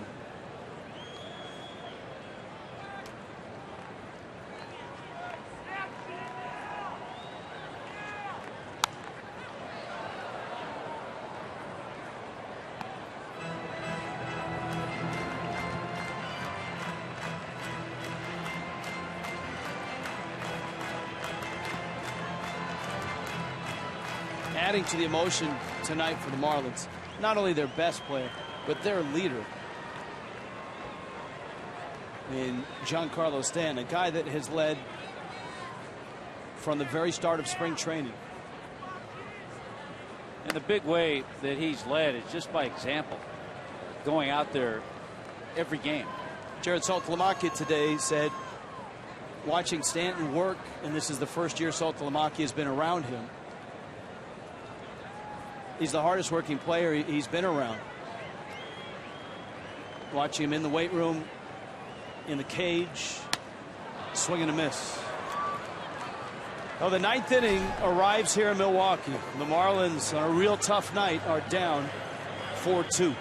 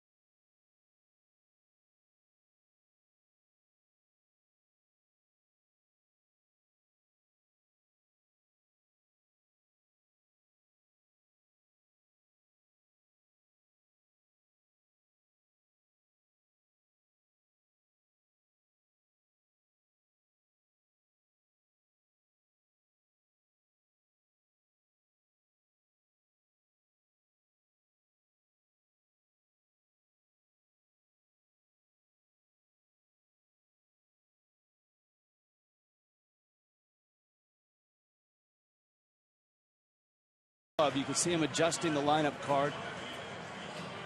Mike Redmond's been ejected. Rob Leary's been ejected. Giancarlo Stanton, our Gulfstream Park update, a facial laceration, hit flush in the face with a fastball. Froedtert Hospital here in Milwaukee, undergoing CAT scan and x-rays.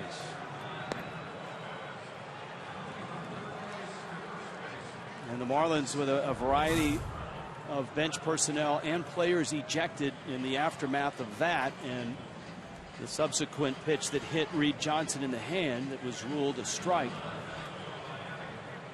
And it's been a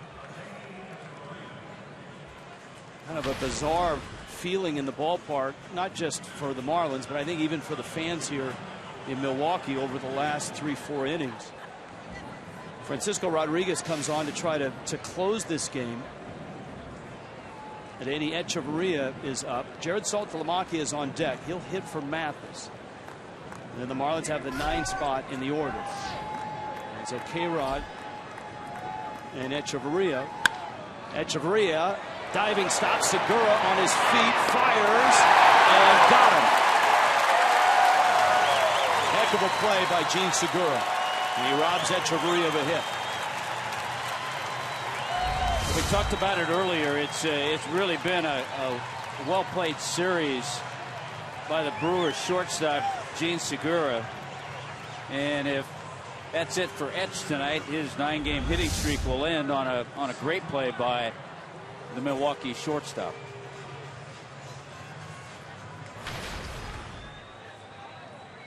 Here is Saltalamacchia.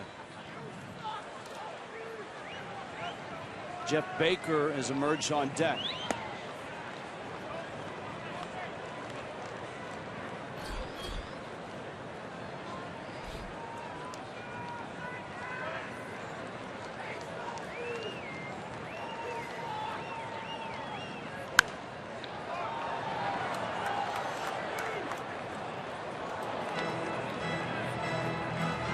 And it's 1 ball and 1 strike.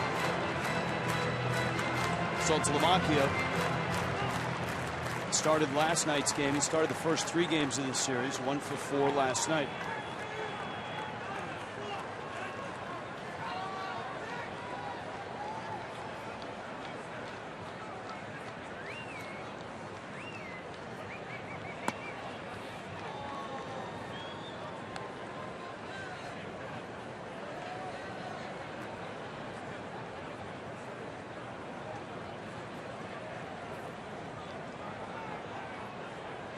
Two and 1.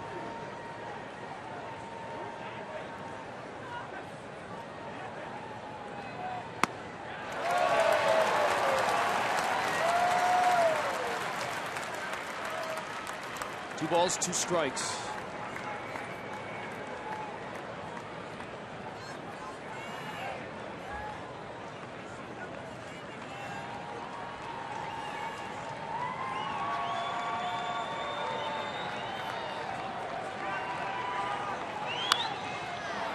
High pop-up, shallow center. Gomez is under it, and he makes the catch. Marlins Live is coming up. Brought to you by Checkers. Jeff Baker is coming up to the plate right now. We'll try to get you any update we can on Giancarlo Stanton. Freighter Hospital is the facility. It's just 4 miles from Miller Park.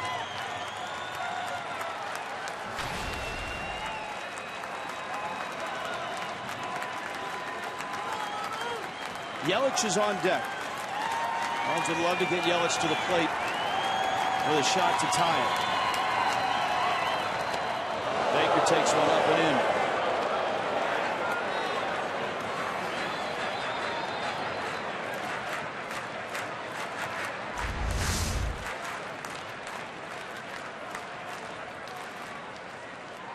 Don't even ask.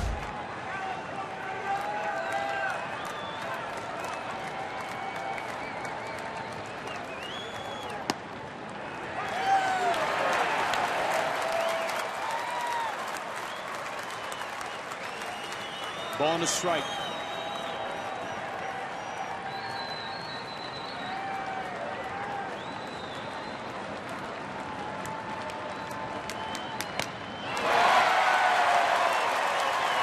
Well, against the right-handed hitter, Rodriguez has got that devastating slider.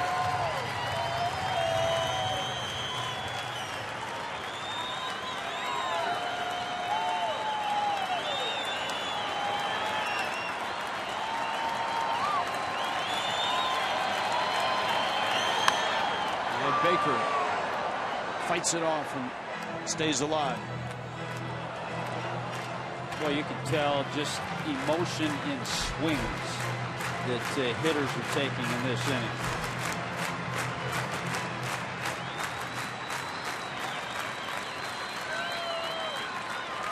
Two outs in the ninth. Miami down by 2.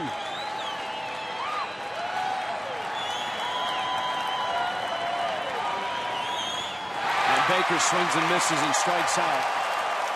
And one of the most gut-wrenching nights in Marlins history, not for the